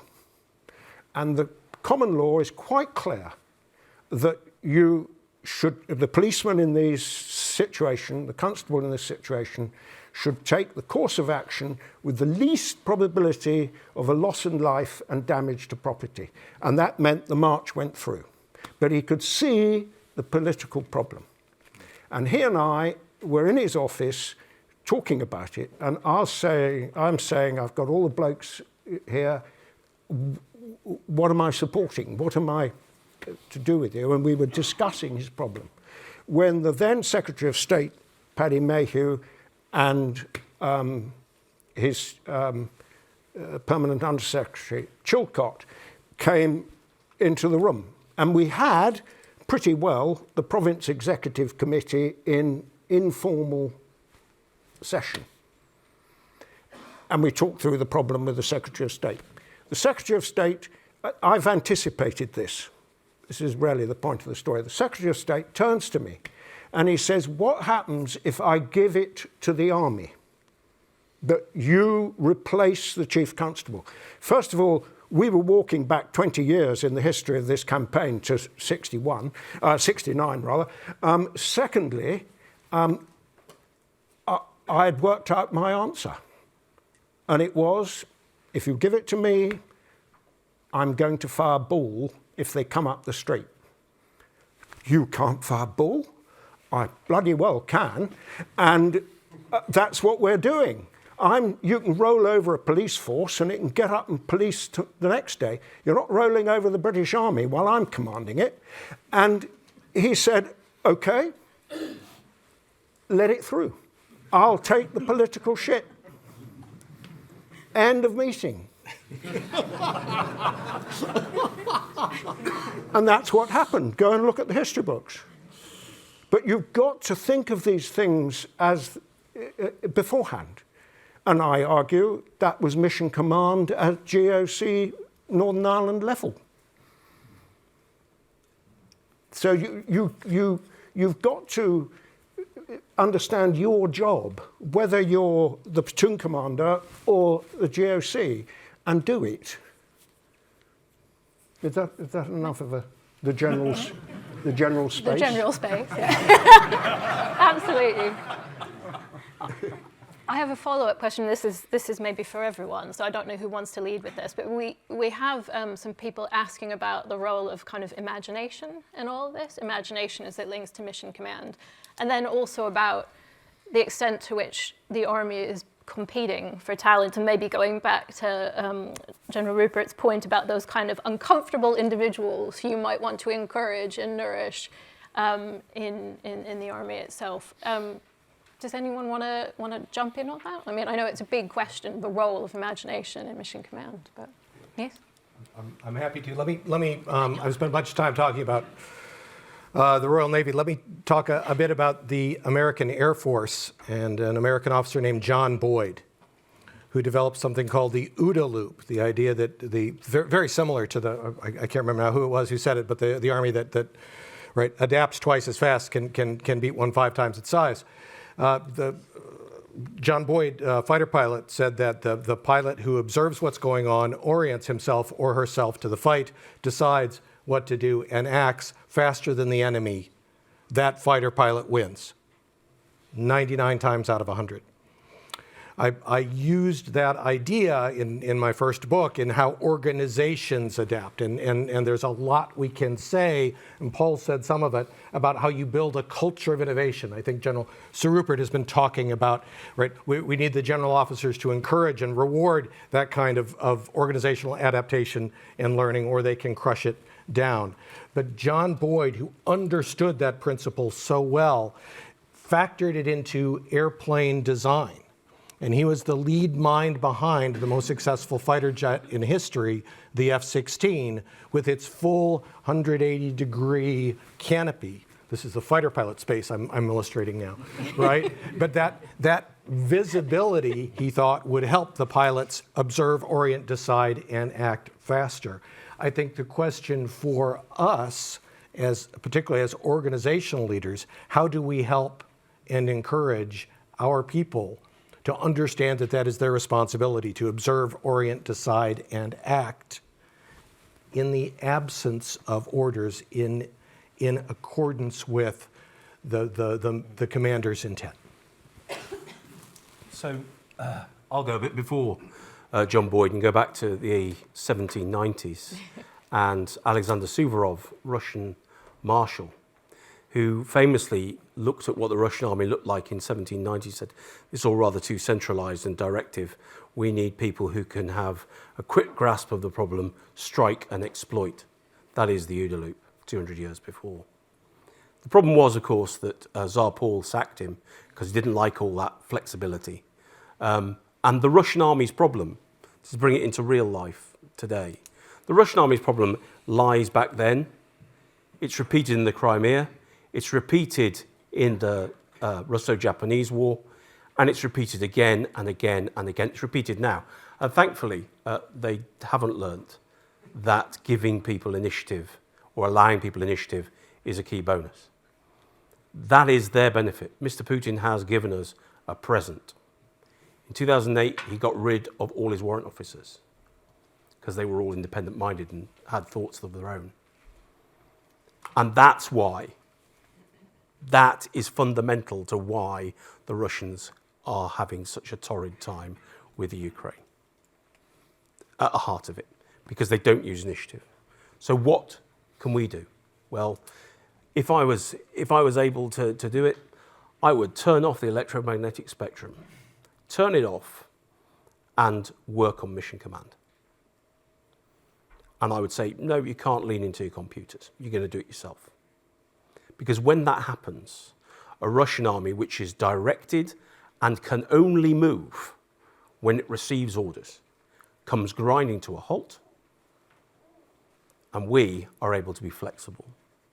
So I know it's not entirely a practical thing to do, but we really do need to understand that the Russians' key vulnerability is their awful, brittle C2. C2 does work. In defence, when you're stood on top of a trench and you say to your privates in the trench, keep firing at anything that comes that way, and if you don't, I'll kill you. That's great C2. That's superb command and control. The problem is, of course, that when you're going forward and things don't go your way, it all starts to fall apart.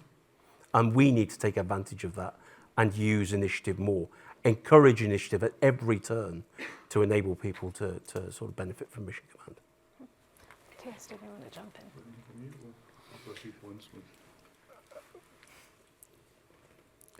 This is probably part of the previous answer as well as this one. I used to have a concept of organizational mobility, that you can be as rapid as you like, but in making the decision, but if the organization beneath you can't move at that speed, then that's a problem you've got to solve. And so one of your roles as a commander is organizing in the circumstances to be mobile. A good example from a sister service and history is fighter command in the Battle of Britain. And anyone who's read about it will know that there was a row going on between the commanders of 10 Group, I think, and 11 Group. And it's called the Big Wing Argument or something to that effect. Now, essentially, it's a story of organizational mobility. They're all operating on the same information. The sector commanders knew what they wanted to do. It was how was this instructions, these orders, actually operationalized, put into effect. And in the southeast, they were swarming 4 aircraft or less at a time onto the targets and keeping a constant swarm, while the other group in East Anglia wanted to get all the aircraft into the sky, form them up into a big hit, and do the job all at once with a big strike. Those of you who served in 1BR Corps in the 1980s might remember this as the counter-strike policy. Question, which was the right answer in the Battle of Britain? We can argue about it all night. But the point is that one action was organizationally more mobile. To swarm the aircraft in was to produce an effect, stop bombing of London and all the rest of it, faster than waiting for the big wing. And the commander has to decide, how are you going to do this? Was the plan to have a big counterstrike actually organizationally possible?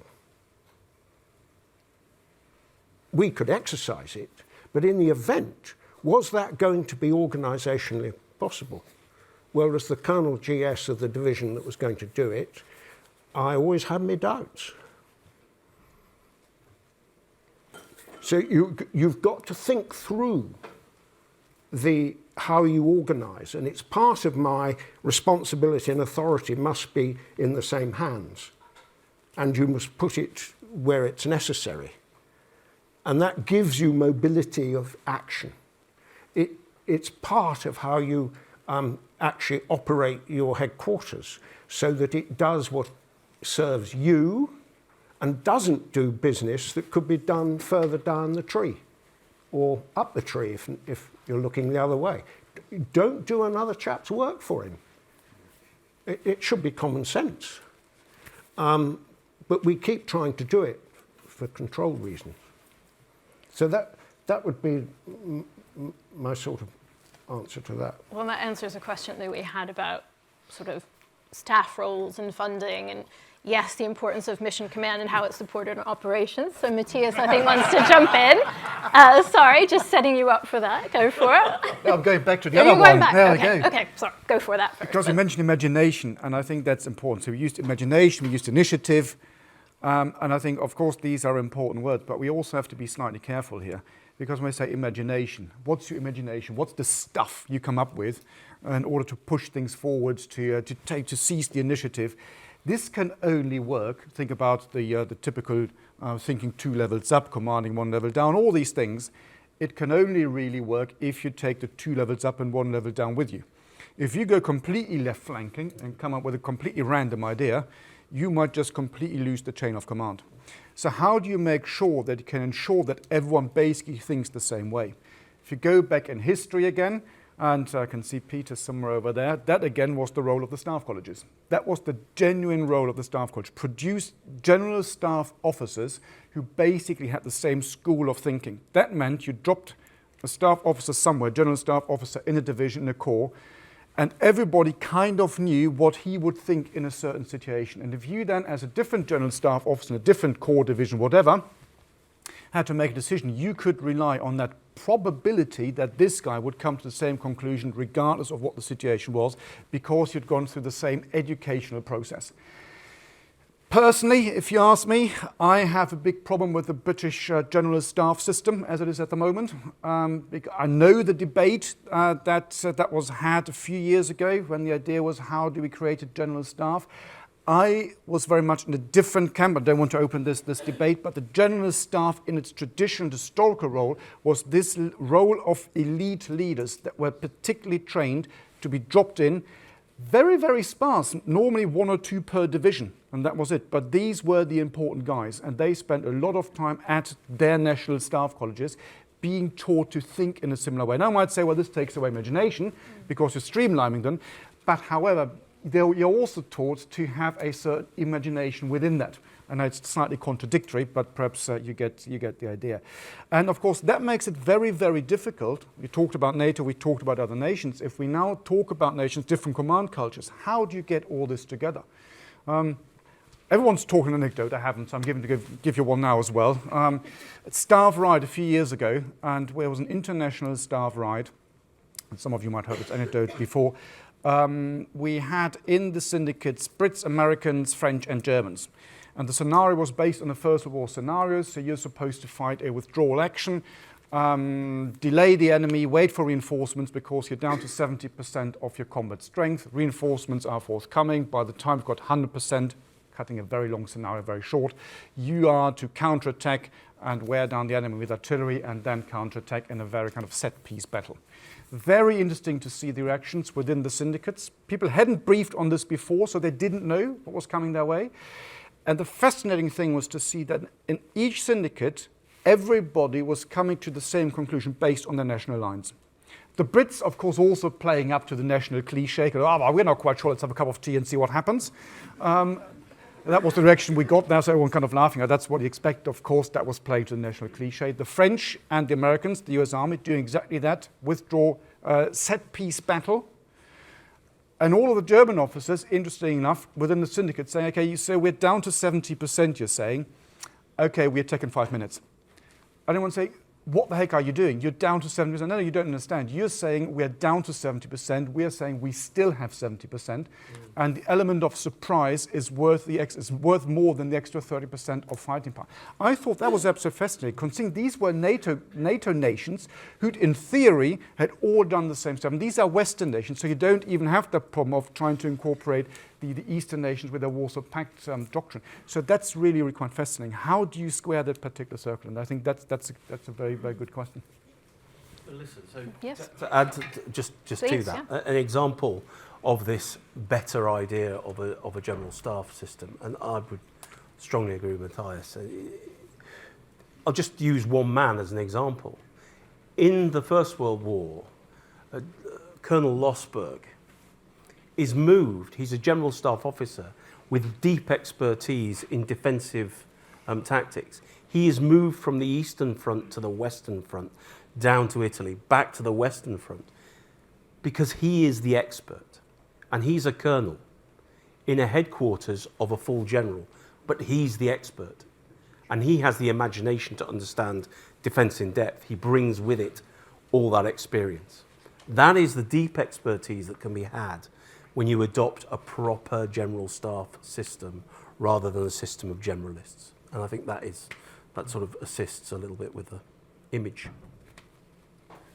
Okay, I thought, thinking of our audience, we were spending time, obviously, in the general space, as we've now defined it, thinking about individuals who are maybe just about to take up their commission, say, and are thinking about mission command and thinking about what this actually means.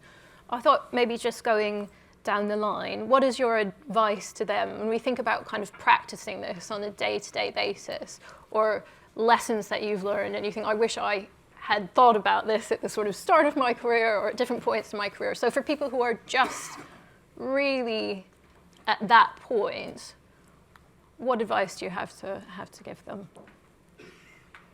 I'm starting with. You're first, you were last time. Well, I'll tell you what I was told on arriving in the 3rd Battalion of the Parachute Regiment to discover I was now the rear party officer because everyone was going on leave. During that 3 weeks, I had conversation with the Sergeant Major who was in charge of the rear party rarely. And his advice was one that I followed. It was essentially, you're here to think. I and the Sergeant's Mess make it happen. Whatever you do, sir, don't stop thinking. And that was extremely good advice. And stood me in very good stead. Work out what the answer is, and then get your subordinates to put it into effect. And once you've done it once or twice, they start coming to you. Once or twice and got it right, they start coming to you. So that would be my, you've been taught all sorts of things, now think. Brilliant. Pretty much similar, I think, to lean on the engine room. The engine room of any unit is the Sergeant's Mess. Be willing when you're commissioned to listen as well as speak, and trust them to carry the task out. Demonstrate to them that you trust them, they will trust you. And I think that is another of our great benefits of our system, the Sergeant's Mess. Well said. I'm astonished that my West Point classmate, Randy George, is now the Chief of Staff of our Army. My West Point classmate, Eric Kurilla, is the CENTCOM commander. My West Point classmate, Ron Clark, is commanding the U.S. Army Pacific. I haven't aged, but apparently all my friends are now 4-star generals. One of the really interesting things that General George has done with our Army is he's tried to revitalize professional writing. He's investing money in our branch journals, and he's encouraging our officers to write with something he calls the Harding Project. And let me encourage all of you to take a look at the Harding Project for next to no money. I think he has one lieutenant colonel on it and a couple of sergeants, senior sergeants, people with minds like Paul's, right? Terrific military history thinkers, right? Working, God help them, right? Working on this project, and it is leading to, and so he personally, sure he does, right? Selects a couple of articles every month and says the entire Army should read these.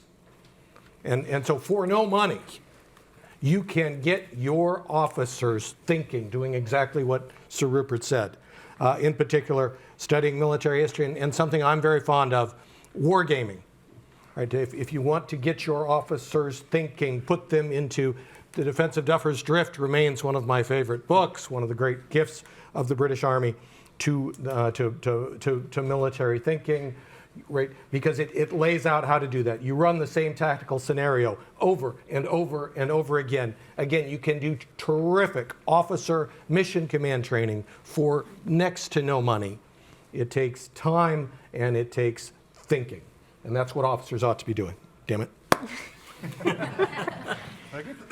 Well, I remember when I finished my basic training and I reported to my new unit, where I actually said farewell to my company commander, and he said, "Stone, I have to tell you, bloody good soldier, just one problem." I said, "What's that, sir?" "You think too much." That was the classic. And then he said, the good German word doesn't translate well into English. "Leave the thinking to the horses, they've got the bigger heads," which is quite funny. Is that one word? Yeah, that's all one word, obviously. Say it. No, it's not. No, actually, of course, that is, I think it hits the nail on the head. It's all about the thinking. But there's another thing that comes in. Yes, it's very important to do the thinking part, but I think the other bit that is really, really important is being competent at your job. One problem when you've got a system where you haven't had really any interaction with the real army, you don't know how an army works. That's why you then have to lean on the sergeant's mess to such a degree. Other armies do it very differently. I'm not going to go into different models and talk you through it. We can do it another time. But I think competence, be good at what you do, is extremely important. Not only does that build trust as well, you will also notice that as you then go through your different jobs and positions, life becomes much, much easier. And it's much easier to then have mission command to build this trust. There is simply no room anymore for the professional amateur that the British Army cherished for such a long, long time. I'm not saying they're still doing it, but traditionally, of course, as we know, that was a very British Army or British military thing. There simply is no room for this in the 21st century, particularly in a small army such as the British Army is today. There is no room. Brilliant. Well, I think that's... Do you want an anecdote?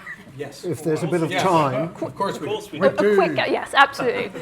Some bit of an anecdote. would be This brilliant. is for young officers who might be listening. You'll probably find that nothing much has changed. And this is a story of the mid-60s, so it's a long time away. Same battalion. We'd been come back for some time. We'd been abroad and had come back, and there were a lot of people away on long courses and so forth, and carders were being run in the battalion and so on. And the habit of the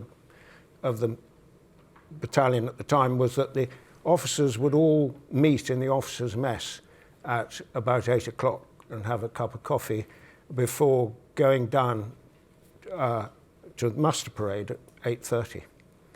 And this meant the married pads actually met their platoon commanders and so forth. We then were all heading down. The CO wasn't there. He didn't come in till about 9:30 or 10 o'clock, I think. Mission command, you see. And we were met by a member of the sergeant's mess who said, "You don't want to go down in the barracks, so I think you all ought to go back to the mess." So eventually we discovered what had happened was that over the weekend, for this was a Monday morning, the battalion that was in barracks had decided they were all underwater. And the whole bloody lot was swimming around. And when you said good morning to them, they all had flippers on as well. So they were walking and going upstairs backwards and so forth. Yes. And this complete thing was going on. And of course, the senior NCOs were not in control. And because every time someone addressed one of these swimming soldiers, there was a long pause while he took the thing out of his mouth and talked to you like that and put it back in again and swam on. And so this went on for a bit, and the sergeant's mess were really rather pissed off after a while and were threatening to lock everybody up and do everything.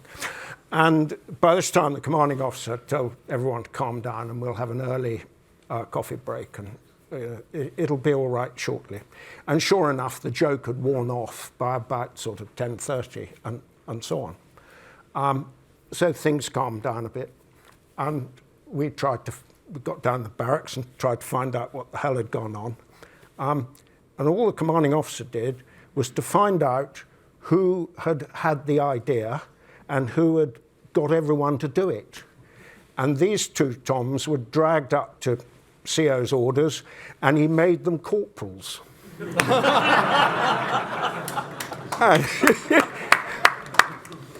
And he said, "I'll pay you in a month's time."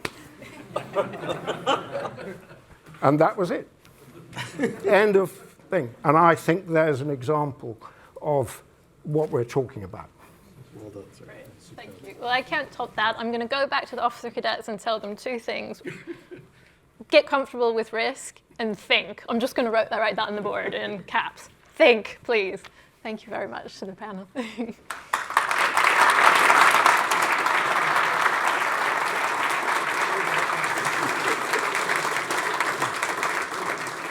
Ladies and gentlemen, I've been involved in many panel sessions in my time. There's always an element of risk when you get different people on a stage, but they got the intent, they fulfilled it, mission accomplished, and no casualties. It's all good news. I'm really enjoying the nexus of history, personal experience, and theory from Brits, Americans, and Germans, and the way that the panel drew from not only Army history, but also from the RAF and from the Navy as well. A fascinating discussion. And I'd like to thank Alyssa for moderating so well, and our panelists for their contributions.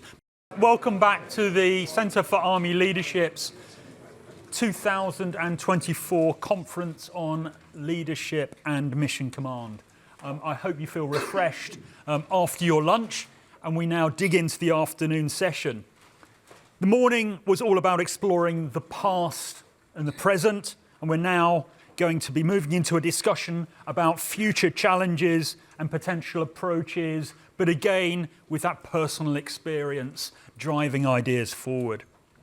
Before we start, just another reminder that when it comes to social media and reporting the day's proceedings, no information can be attributed to the person saying it.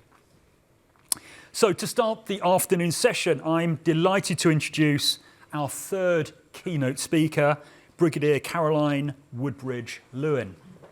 Commissioned into the Royal Signals, Caroline has been and seen service around the world, including the United States, Bosnia, Iraq and Afghanistan, and she commanded 2nd Signal Regiment from 2016 to 2018.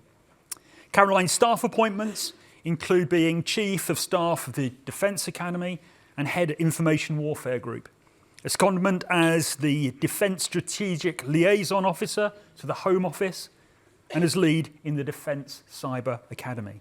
In 2023, she took command of the Defence College of Technical Training. Ladies and gentlemen, your third speaker, Brigadier Caroline.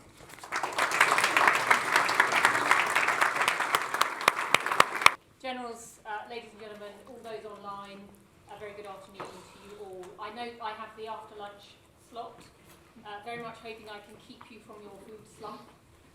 Imposter syndrome is very much alive and well here this afternoon, and it's worth saying up front that there's little academic rigour in my presentation this afternoon. This is definitely a practitioner's view. So it's a genuine pleasure to be here today to share some reflections on leadership and mission command. Over the next 20 minutes or so, I'd love to offer my perspective on why effective leadership of the British Army's philosophy is more important than ever, particularly given the operational context of today, the likely challenges ahead, and the need as leaders to do more for the people in our army. I thought I might start off with a brief exploration of these challenges, with a light focus on leading in a digital and data-driven age, and the role of training in doing this well. So I'd also like to offer some thoughts on how we lead Mission Command, with some reflections on who we are and the importance of character and persona, some thoughts on where we, and I have, got it wrong when applying Mission Command, and finally a few personal musings on the interplay of risk, luck and chance when leading this philosophy. So firstly, why? Well, whether it is geopolitical uncertainty, budgetary pressure, the pace of technological innovation, the challenges of modernising our workforce and our capabilities, or our ability to respond to cyber attacks and to trust and depend on the industrial base and our global supply chains, one thing feels certain: we continue to need to recruit and develop the very highest quality leaders and followers who will know how to think and act when faced with the complexities of modern warfare. The very good news is that right now, across the Army, there is some fantastic talent. Great people, I see them every day in training, many of them at the start of their careers, learning with purpose, finding their place in our orbit, taking responsibility for teams and tasks, and without realizing it and realizing they are doing it, adopting the philosophy of mission command. So whether leader or follower, I'm excited for them and know that if I had the opportunity, I would do it all again in a heartbeat. It is a compelling philosophy, adopted by our closest allies around the world and the envy of many a corporate organisation. And if I had my time again, I would have spent more time deliberately thinking about how I led and how I followed through mission command. Conscious that whatever the doctrine says, we operate in a pretty imperfect world with a heap of imperfect systems and wonderfully imperfect people, in and out of barracks, at home and overseas. And for me, that's the sort of what makes leading in our organisation so special and inspiring, and very much a human endeavour. So if the benefits of mission command include faster decision-making in fluid situations and force elements that are able to operate effectively in dispersed, decentralised and complex environments, then successful application by our leaders and followers will ensure we are still able to generate lethality from our digitally enabled and increasingly digitally contested environments.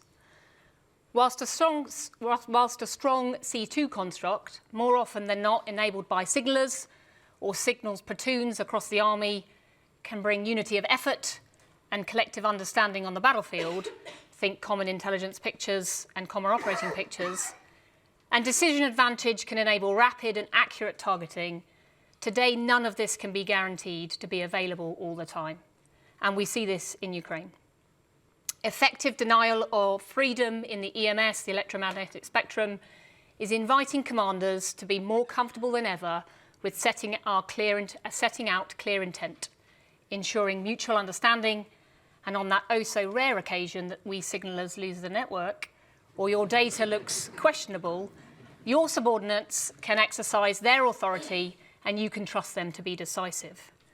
I sense we are unlikely to be operating from tented complexes in the future, so it's important to remind this audience, on behalf of all those hard-working signallers out there, that subsurface communications is really nails. And of course, we are unlikely to be doing this alone, and whilst reassuring, operating with our allies in NATO will also bring challenges. We know to meet our obligations within the NATO alliance, we have work to do, with capability and with readiness.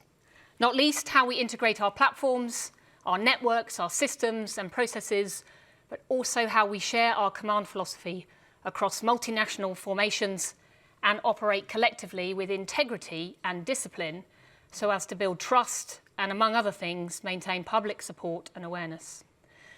I might offer that this starts with everyday practice of mission command at all levels, in and out of camp, building the right climates and cultures where micromanagement is not needed, subordinates know when to report, when to ask and seek guidance, and opportunities for education and training are preserved. This is also how we convince society to join our ranks, how we attract and then develop our people, how we give them the skills and resources to have mission command as everyday practice, and how we help them create realistic and regular training interventions that commit mission command to muscle memory. All this done well is why they'll stay. And I, for one, am buoyed and motivated by noticeably better behaviours in our leaders and the transformation that is the land training system. A timely and critical opportunity to recast the building blocks of readiness within a combined arms construct to allow our leaders to practice and test effective mission command in realistic environments, including in degraded and denied conditions, in order to generate currency and competence safely. This is how we should ready for operations. I have never felt so empowered in my military career than as a subaltern and as a young captain. And if that isn't how our young officers are feeling right now, then perhaps today will get their chain of command back on message with mission command.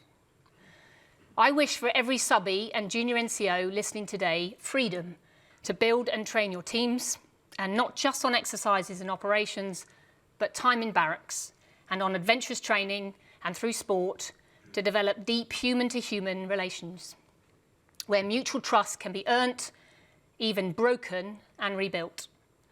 Because we don't get it all right, we don't always get it right as leaders. I had the privilege of commanding Alpha Troop, 7 Armoured Brigade headquarters and signal squadron in Germany as a young 18-year-old me, and it did not take me long to realise that I was the least technical signaller in my troop. A feeling that has long endured throughout my career, but increasingly a happy comfort to know that most, if not all, members of my team know more than me. In recent years, broad and shallow appears to be my calling. In my haste back then to feel important and have purpose and prove myself, particularly as the only female member of my unit, I set about trying to be able to do everyone's jobs. And in doing so, disempowered my troop, who were all quite happy to leave me to crack the CES checks and degunge vehicles in favour of a naffy break. Thankfully, Sergeant Bowie, my then troop sergeant, managed my eagerness, my insecurity and my naivety and exampled highly effective empowerment of our junior NCOs, refocusing me on cultivating relationships up and down the chain of command, getting to know my soldiers through experiences and being ensured they understood why they were heading out on task or exercise again, that they had clear and unambiguous orders and boundaries and that they knew who I was, the real, authentic me. I know that this time set me up neatly for my first tour in Bosnia, commanding remote rebroadcast sites perched on mountain tops. Leading from Banja Luka metal factory with limited physical interactions and only combat net radio communications, there was definitely no WhatsApp back then. The team were brilliant. They cared deeply about their autonomy. They got really good at their jobs. They made effective decisions quickly, and they almost always seemed pleased to see me, mostly the post runs, spending hours telling tales and stories when we all reunited.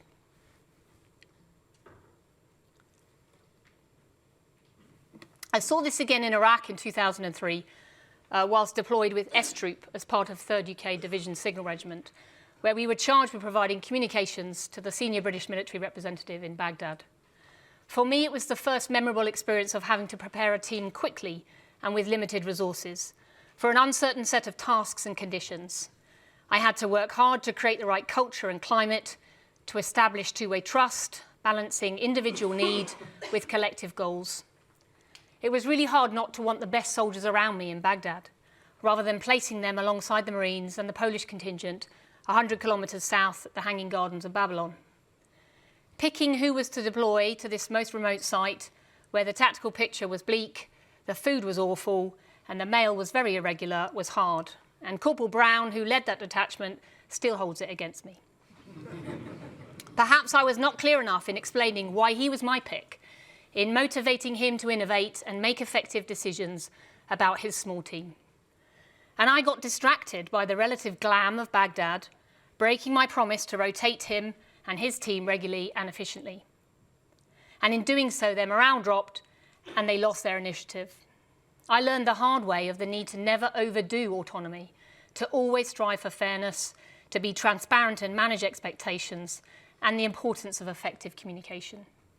A trip to Babylon, an acceptance I had failed this team, and a period of reset later, this detachment returned with better resources and a clearer sense of purpose, going on to thrive in their conditions, creating value and capability that was not expected, with Corporal Brown going on to commission many years later, giving many more years to my cap badge, despite the penance of dry bread and stroganoff over the course of that tour.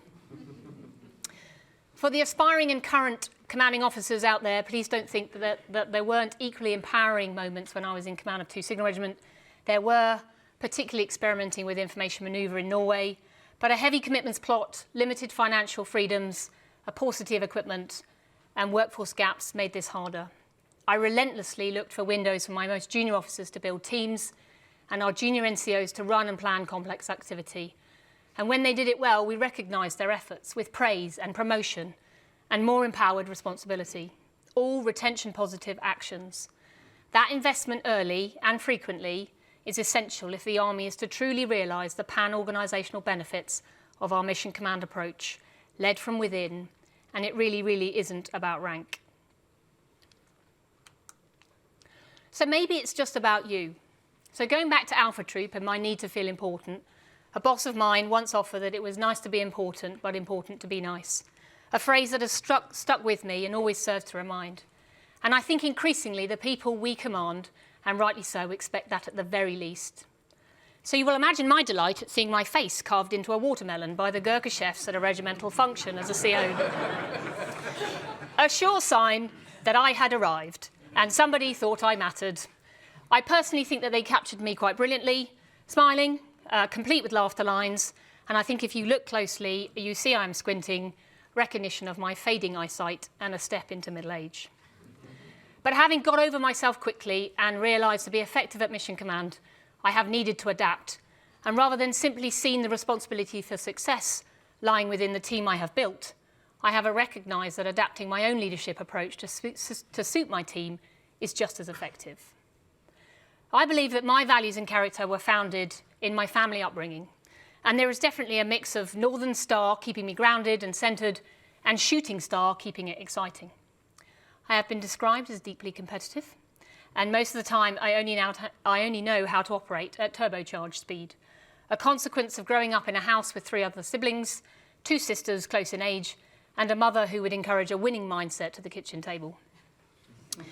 I personally think that I found my calling joining an organisation that wants to fight and win on the land. And thankfully, I have been able across my career to use sport as a brilliant outlet for my competitive nature. And week after week, I have learned how to manage loss and failure and stay resilient. Maintaining a calm and humble demeanour at my children's sports day remains a challenge, and I assure you, and as is not letting them win at Uno. But I sense who you really are is increasingly important for our leaders and followers, with the interconnected nature of our world making it harder than ever for leaders to pretend, and our soldiers sniffing out a fake in a heartbeat. And so understanding how character and persona interplay might just offer us some food for thought on how we approach leading this command philosophy and where we might need to draw from different aspects of both. For me, character refers to a set of moral and ethical traits, attitudes and behaviours that define a person's personality and integrity. Character is often associated with qualities such as honesty, courage, humility, empathy, and fairness, or as we laid out in our Army Leadership Doctrine, the sea drills describing what Army leaders are. Character is shaped by an individual's values, beliefs, experiences, and choices, and it reflects how they act in various situations, especially when faced with challenges or dilemmas. It is often considered the essence of who someone is, beyond external appearances or abilities. James Kerr, in his book Legacy, offers that our values decide our character, and our character decides our value. I love this. This perspective underscores the importance of aligning personal and organisational values to cultivate integrity and excellence. Kerr emphasises that character development is foundational for effective leadership and team cohesion, noting that character is essential to individuals and their cumulative character is the backbone of your winning team. By fostering a culture that prioritises values-driven behaviour, organisations can build resilient and exceptional teams capable of achieving sustained, successful outcomes. Persona, on the other hand, is a social role, identity or personality that a person presents to others, often shaped by the expectations of a particular situation or audience. It can be thought of as the mask or outward appearance someone uses to interact with the world, which may or may not reflect their true character or inner self. The Japanese have a saying that everyone has 3 faces: the one you show your friends, the one you show your family, and then the one no one sees. Although I might offer that my children have seen that face on a couple of occasions, and she even scares me. I've learned over the years that persona is more fluid than character, adapting to circumstances whereas character refers to the deeper enduring qualities of a person that allow you to do the right thing when no one is watching. Persona is often what allows you to deliver effective communication. Your persona can make it meaningful, can really sell your intent, and when done well, it can be your tool to generate understanding and trust. Mutual trust is built on authentic relationships, and cultivating authenticity requires knowing oneself, and that comes with self-reflection, an acceptance of your flaws, and the very parts of you that makes you unique. Honesty also brings authenticity, as does speaking your truth and avoiding pretending. And aligning actions and values with practicing integrity every day in barracks and every day at home will truly allow you to let go of perfectionism and encourage you to trust your true self and your intuition. And I might offer that Hollywood has a lot to answer for in generating expectations about who army leaders are and what they might look like, with characters central to most films and shows. The military leaders in films are often male, middle-aged to convey maturity and experience, taller as they are often perceived as more authoritative, and lastly composed and smartly dressed. There is obviously an image created in many soldiers' minds about what a brigadier is and looks like, and it's not me. Yesterday I was actually called Padre.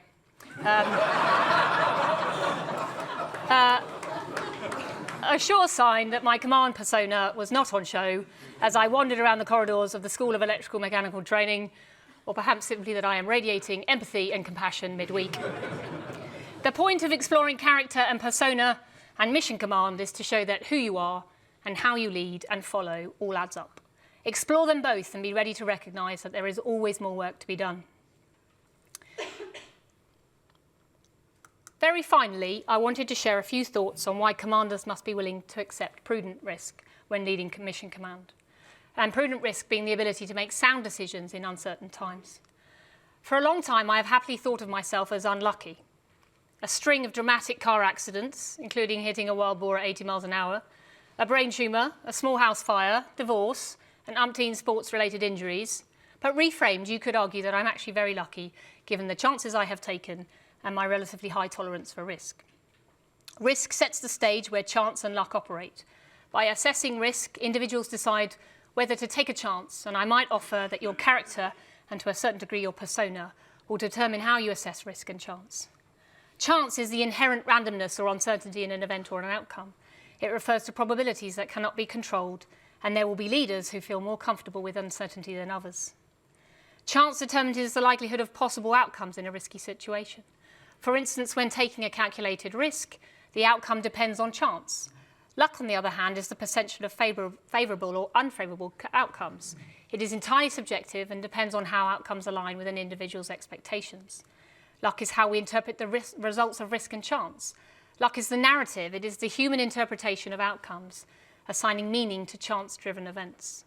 Together, these elements influence outcomes in every aspect of life. Understanding their interplay helps in making better decisions and managing expectations. My expectations are well and truly managed when I am driving on the roads. I accept the risk that I might end up on a speed awareness course. I reckon my chances of hitting a wild boar are slimmer, and I genuinely don't offer to drive anyone else, just in case. So why do I finish with these observations? To make the point that as leaders and followers, Mission Command enables and encourages our people to take chances and to manage risk, and our collective character helping us decide what is acceptable, what is right, and what is necessary, and what might just give us a battle-winning edge amongst the chaos and friction of war. So in summary, I promised that I would offer some personal thoughts on the operational challenges ahead, and I note that it looks complex, uncertain, dispersed, fleetingly or intermittently connected, joint and international by design, changed by technology, and there are few tents, and comms will be tricky. I see every day in my current role fantastically capable leaders and followers who have committed to serve. They want responsibility, freedom, to be empowered. They want trusted leaders and authentic commanders. They must be given everyday exposure to mission command in barracks, on exercise, and most definitely on operations. And they warrant and deserve time to learn and practice at the very earliest stages of their careers. They will fail, and our role as leaders is to be comfortable going again, rebuilding, reinvesting, and re-educating. Our new doctrine, ready next year, will definitely help codify our framework, best practice, and share knowledge. So in conclusion, in my humble opinion, effective leadership of our philosophy is a blend of unwavering character, an authentic persona, and strong risk management that adapts to chance and friction. Leaders who master this will cultivate trust, resilience, and a positive impact, even when our outcomes are unpredictable. Thank you, everyone. Brigadier, thank you so much for your insight and also, if I may, your humility. Your talk reminds us all that we are always learning. We're on a journey, and we're on that journey together, and it's so important in days like this to remember that. I'm just going to pick out a few words and phrases that we might continue to develop, and perhaps thinking specifically about our units out there online who are following proceedings. All of this in the context of mission command. Words that Reader Caroline spoke about, followers and followership. What does that mean in the mission command context? What are the leadership behaviours and attributes? How do you relate to the words like empowerment, and how do we gain trust? How do we know how to access experts who may know more about a certain specialised subject than us and have the humility to do so? And also just a phrase from the talk, it really isn't about rank. And I don't think we can emphasise that too much. Thank you very much. Our final keynote speaker of the day is Major General Peter Rao, Chief Executive and Commandant of the Defence Academy since May this year. General Peter commissioned into the Royal Engineers and has served in Northern Ireland, Germany, Kosovo, Canada, Iraq and Afghanistan, where he was Deputy Chief of Staff for 4th Mechanised Brigade.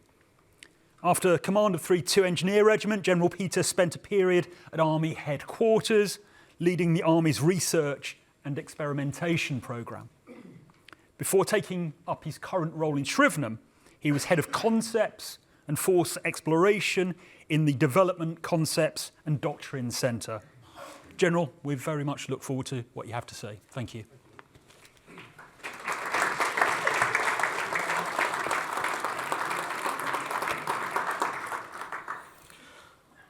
Well, good afternoon. It's lovely to spend some time with you, and what an amazing day it's been so far. I've got a notebook, or should I say an iPad, and a head absolutely full of notes. So my sincere thanks to all of those who have spoken, the panel members, and for all the good questions that we have been having today.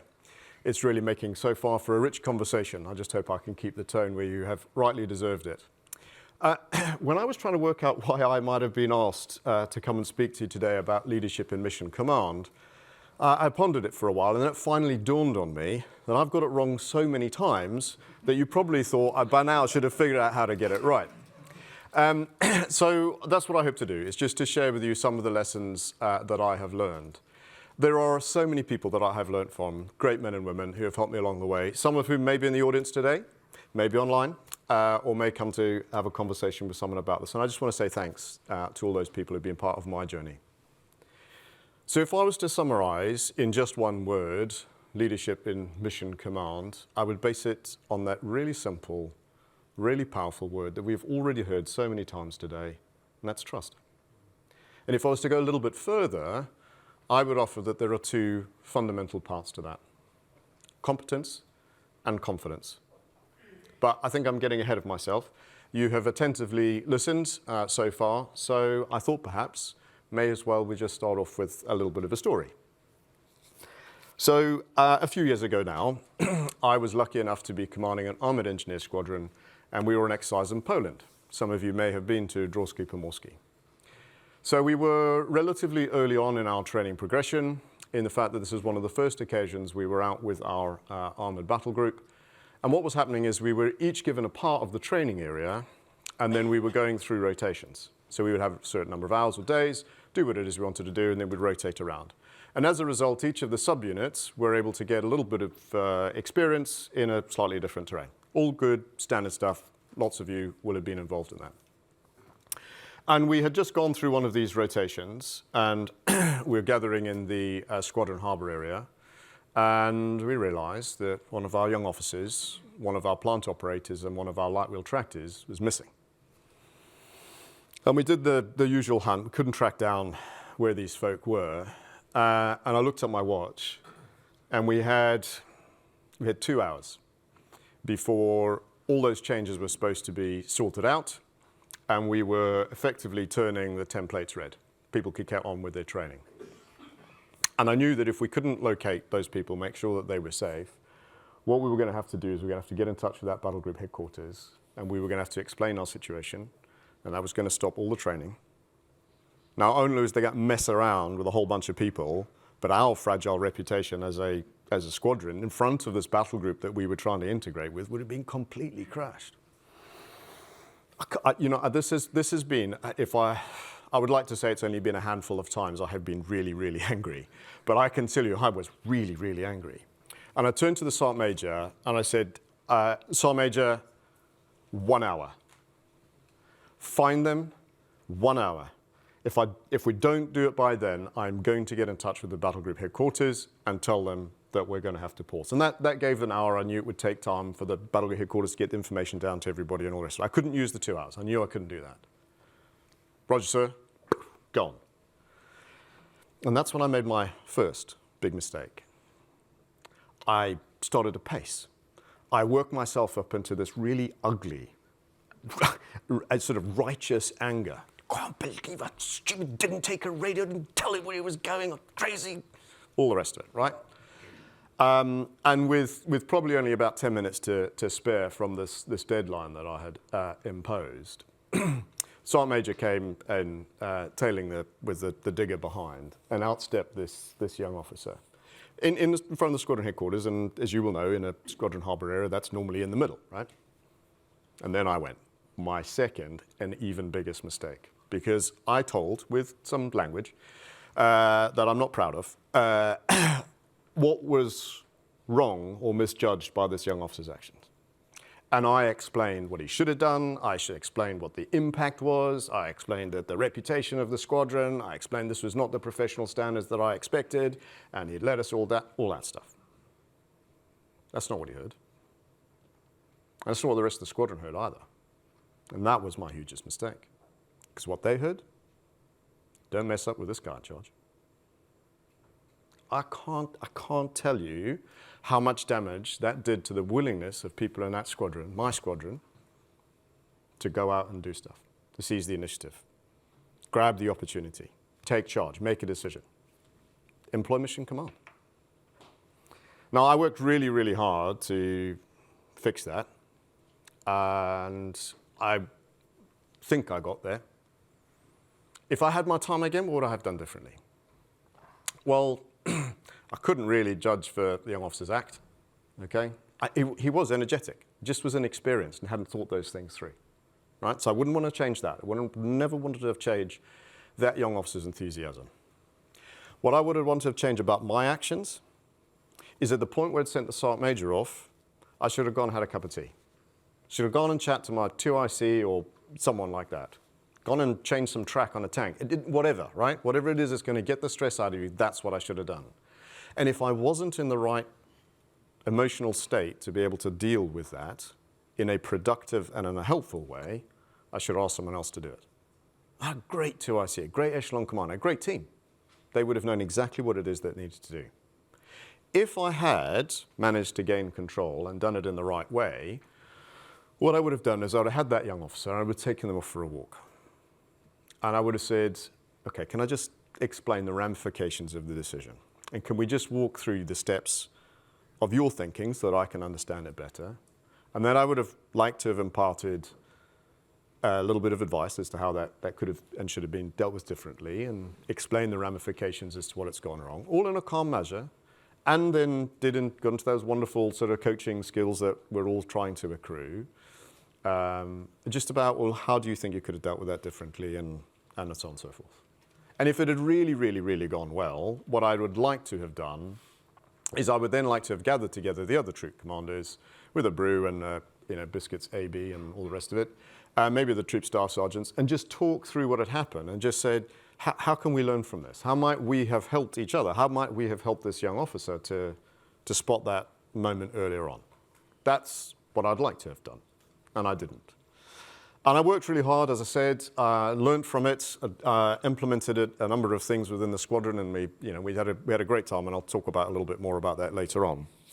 But if I cast forward now to time when I was a commanding officer, I had an OC who was changing over, and the squadron that they were taking over was on a really, really complicated construction task a long, long way from the home base. And I thought it was appropriate because to go with that new OC out to the task site to help them get settled in. And it was an opportunity to see how the task was going, et cetera, et cetera. And the OC that they were taking over from was, well, it still is, an absolute master of detail. every single thing absolutely locked down. It'd be daunting to take over from someone who had such a close grip control of the situation and been in command for 2 years and everything else. But what I realized when we sat next to each other at 30,000 feet was that this, and I thought, hey, this is my point, I start talking, and as we started talking, I realized that the most important thing that I needed to do in that moment was listen. And the more I listened, the more I realized that this OC had had some horrible leaders. And what my role was to do at that point was to give that OC confidence that they had the ability to lead. And more importantly, that they had the confidence in me that I would have their back no matter what. Now, I spoke to that now friend a while ago, a couple of weeks ago, in preparation for this. And I just asked, I remember this being a pretty important moment, and I don't know if did you even remember it? And they said, yeah, they said the thing that made the biggest difference was that the time that you gave to genuinely listen and understand me. And after that, you then explained what you expected, competence. And you were in that moment and in the style that you did it, gave me the courage to step forward, confidence. Now, if we take that aspect about having competence and confidence as it, I'll just want to touch through a little bit, a few points on that one there.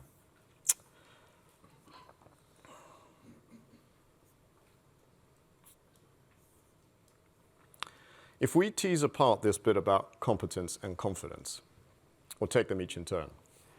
So I think we'd all accept that as a leader, you are responsible for ensuring that the people that you lead are at the right standard. They can follow all of the skills and drills, they are hitting the top professional mark. And we as leaders will commit a significant amount of time to explaining and showing to our people what good looks like. Absolutely bang on. What might not be as obvious, but other speakers have touched on this already, is the responsibility that we have as leaders to be competent ourselves. And importantly, to demonstrate that to those that we are privileged to lead.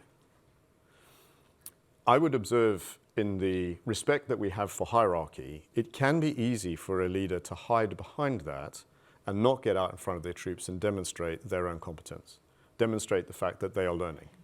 Now, whether that means that you're getting out and doing your phys, and so other people see that you're paying attention to your physical strength, or they see you going through some more planning exercises, or whatever it is that is important to you and your role, doing that in a way that isn't hidden from your people is really important. Now, please don't get me wrong, I am not saying brag about it at all. Here's my course report from it. No, don't do that. But just being deliberately and repeatedly intentional about making yourself the most professional you can be, it's a really powerful message. And they will respond to it. As for confidence, I'd offer it's exceptionally important for your people to know you. Brigadier Caroline's talked extremely powerful, and others have touched on this, about the authenticity that we should be showing as leaders. Why do people need to know you? Because they need to know that you can trust. They can trust you. They can trust you to look after them. And General Sir Rupert's comments about the fact that you won't be careless with their lives is a fundamental and powerful statement that exemplifies that. But they are also gauging you, gauging me as a leader. How are they going to deal with it if I mess it up? And that means spending time with your people in various settings. It means showing them that you genuinely care about them. And that is all about winning their trust in you. And if you do that, you will get it back in spades. And I can recall someone who got this absolutely spot on for me in just 8 words. So I was just been posted into a regiment as the regimental operations officer. We were based in Germany, and this was the eve of the 2003 invasion of Iraq. And some of you, if you can remember that far back, the firefighters were going on strike. And it was called Operation Fresco. I had been in the regiment maybe about 2 weeks. And the commanding officer, he said to me, these are his 8 words, he said, Operation Fresco. Sounds like an operations. Sounds like an operation. Operations officer. And with those 8 words, he unleashed me, the rest of the regiment, to plan, deploy, back to the UK, slightly bizarre, take a whole bunch of other people under command, and establish emergency fire and rescue in Lancashire. One of the most professionally rewarding chapters of my career. 8 words. And he used, I think back now, how much he just stood back and just kept us, let us kept going. And he was there for the advice, he was there for the wisdom, but he commanded, to use your words, General Sir Rupert, he commanded. He said, on you go. And I never, ever even realized that there would even have been a leash anywhere near it. That was how much freedom I got. And I resonate completely with those who respond so well to that freedom. Now, I know we're supposed to look into the future, and I come from DCDC, so sorry guys, you're going to get a little bit of that now. And I think there are a number of factors that are really important and how they interplay with leadership. I'll cover 2, I've got another 2, we'll pick those up in questions. The first of those is the variety that we're going to have in our teams. Okay? A lot of the stuff that we've talked about, a lot of the mental models that we've used so far in our conversation have talked about how we get to know each other well, in barracks, in training, so that we're solid and we're good to go when we go on operations. With the increasing sophistication with the recce strike at all levels, I think it is very likely that we are going to be coming together as teams on operations for the first time. And so a practical thing that I think we should be getting really good at and paying deliberate attention to is how are we going to bind those new people into our team? How are we going to role model being inclusive? How are we going to get to know them? We won't have the benefits, all the things that we talked about, adventure training, sport, tea and toast, whatever it happens to be. All of those things are amazing tools to get to know people and for them to get to know you. But think, please, about how, and if you attend to this in any of your work on the doctrine stuff, I think it will pay dividends. How you do that when you meet on the fly. And when that team changes over partway through because these folk are on a different rotation to you or whatever it happens to be. It's really important. Because we're unlikely to have that time to get to know them, to build the trust, to go through the battle group exercises that I've talked about. The second is the temptation of technology to centralize control. Yeah? So I'm struck again by General Sir Rupert's comments that you could turn a divisional plan of attack around in 4 hours. And I have seen, I've been at a number of levels of command, I have seen the increasing amount of information, the increasing amount of tools, cables, processes, all the rest of it that makes our headquarters bigger and bigger. That means we can cope with more, but it does indeed mean that there is a temptation with all of this technology, a temptation to seize greater and greater control. And it is a fallacy, in my view, to believe that once you can see everything, once you can know everything, once you can decide everything, that you can achieve everything. I think that is an absolute fallacy. And I do believe there's a different way. Technology is there for us to flow the information to the person who can act. We've heard today that so much of what sits around the word of leadership and command is all about deciding and acting. So how do we get the decision as close to the person who can act? How do we generate that level of tempo? And I do think it's achievable. And I know there's a live debate in that, but that's the way I would say it's going through. Now, I've given you a couple of examples of where I've got it wrong. I thought maybe I should end with a little bit of a story about how I was lucky enough to be amongst some people who got it absolutely right. So I was still in command of 3-1 Engineer Squadron, and we were part of a battle group on exercise in Canada. We had the prototypes of the Titan bridge layer and the squadron, and we were going to conduct an opposed obstacle crossing. This was the moment. We trained for this all the way through. We were good to go. We were on fire as a squadron. So we're all lined up. And as the OC, I had 2 nets. I had the battle group net and the squadron net. And you know that you're in a good organization when the net's quiet. Yeah? That battle group net was silent. And the squadron net had a couple of voices coming up, really cool, really calm folk, just counting down the bridge layer as it's getting to the crossing site. Until I hear one of the corporals come up with a slightly less than calm voice, saying, "There's something wrong. The bridge isn't working." So I asked a little bit more detail over. Would be helpful right now. I don't know. All the lights are going off. All the alarms are. It's not going to work. Okay, Roger. Find some cover. See what you can do. I'm going through the emotions now, so bear with me. We had no other way. We had literally no other way of getting that battle group across the gap. And they are, everyone's on edge, just about to crash across that, do the business, break out forces, all that sort of stuff in place. Flick the net. And I basically had to say, in front of the entire battle group, hi, battle group commander.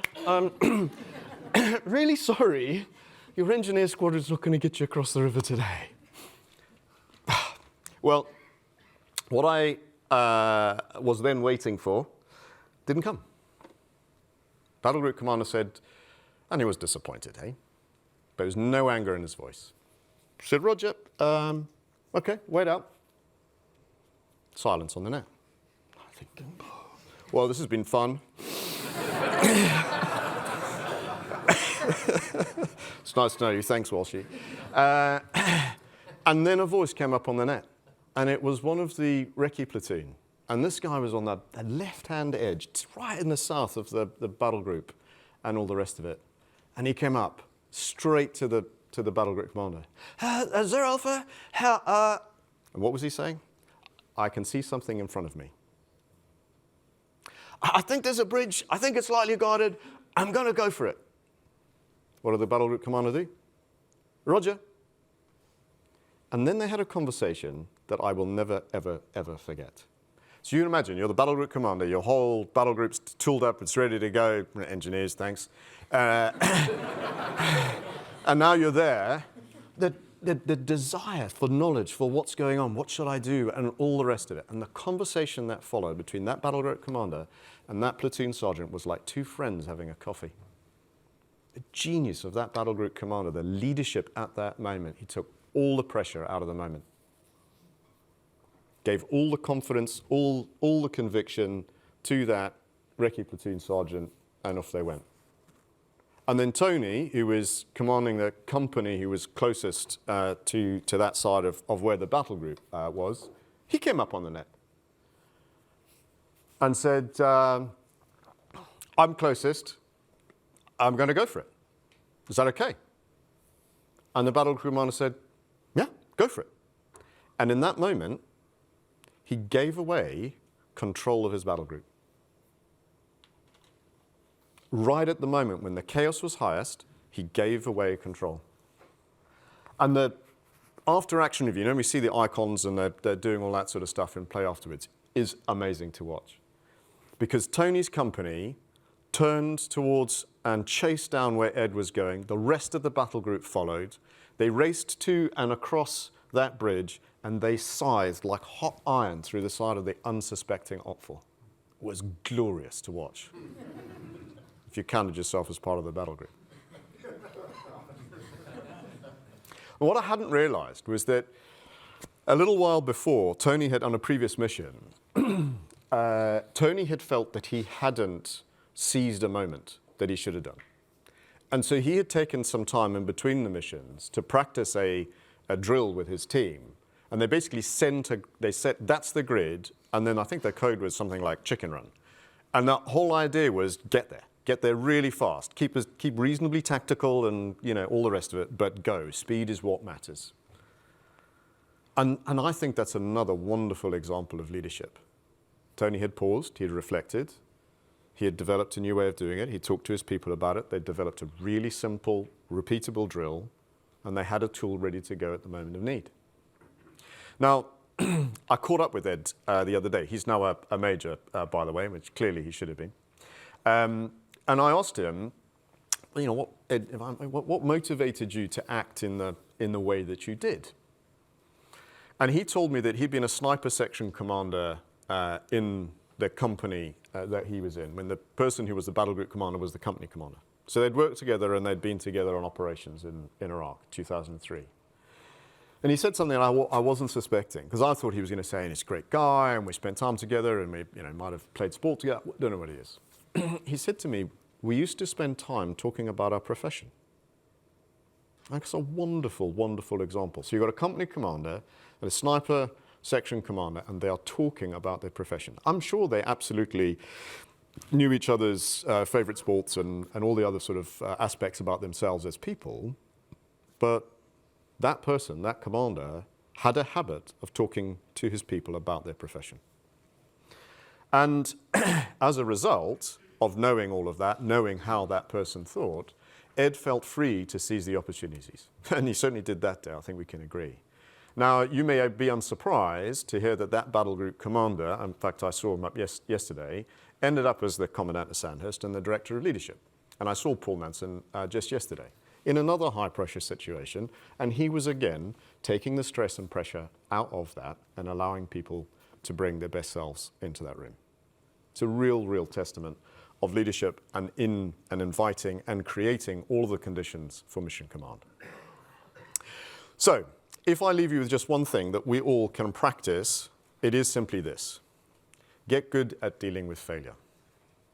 I hope you will recognize that, without a doubt, the most profound way that you can foster or kill mission command is how you treat your subordinates when they mess up. Absolutely. And I so wish that I had learnt that before I stepped on the ground at Drorsky Pomorsky. Yes, we've got to deal with competence. We must expect high standards of our people and of ourselves. But we've got to imbue them with the confidence too.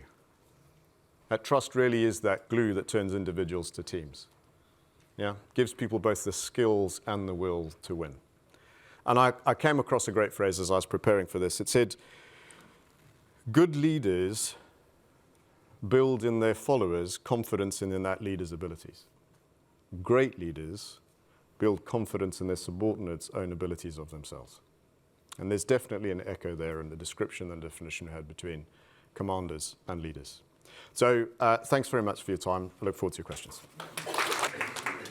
General, thanks again. Another really powerful contribution. Many of the stories that we've heard, the reminiscences, the anecdotes have been on operations or on exercises. I think I'm duty-bound to say to an audience, many of whom are going to go back to offices and to training environments, that we've got to think about everything that we're learning today in different contexts.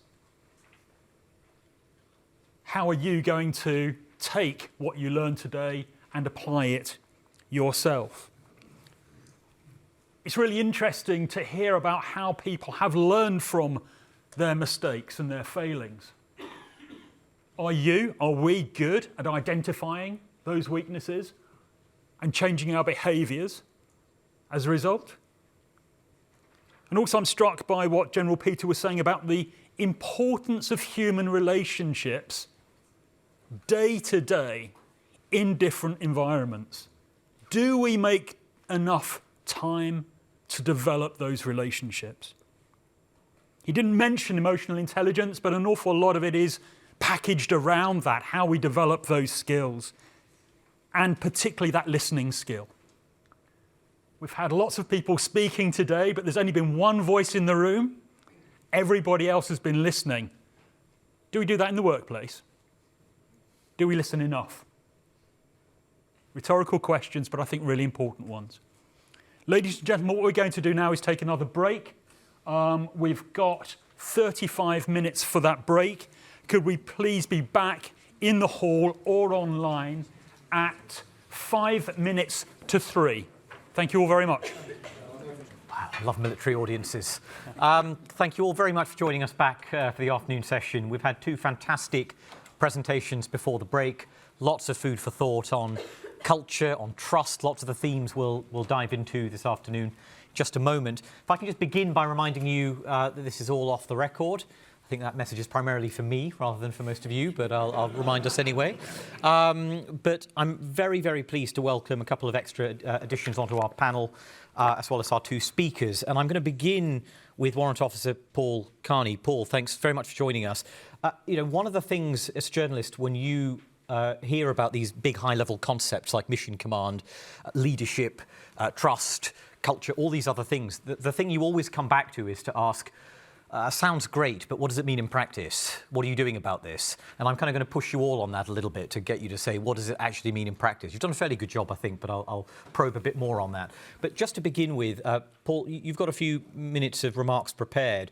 And as part of that, I think I would like to hear a little bit on training. How does this manifest in the way you train? Because that's ultimately fundamental to having trust that people know how to execute the stuff you're asking them to do. So I'd like to hear a little bit how that's changed, how that's embodied in the training. Tell us a little bit about this. Okay, so sirs, mums, ladies, gents, Padre.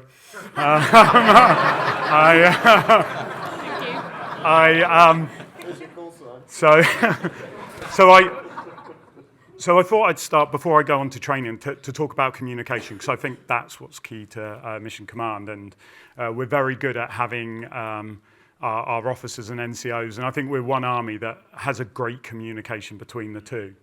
And communication is key for people to ensure that they understand your intent. I thought I'd start with a quick story, and it's not of the sort of green effort.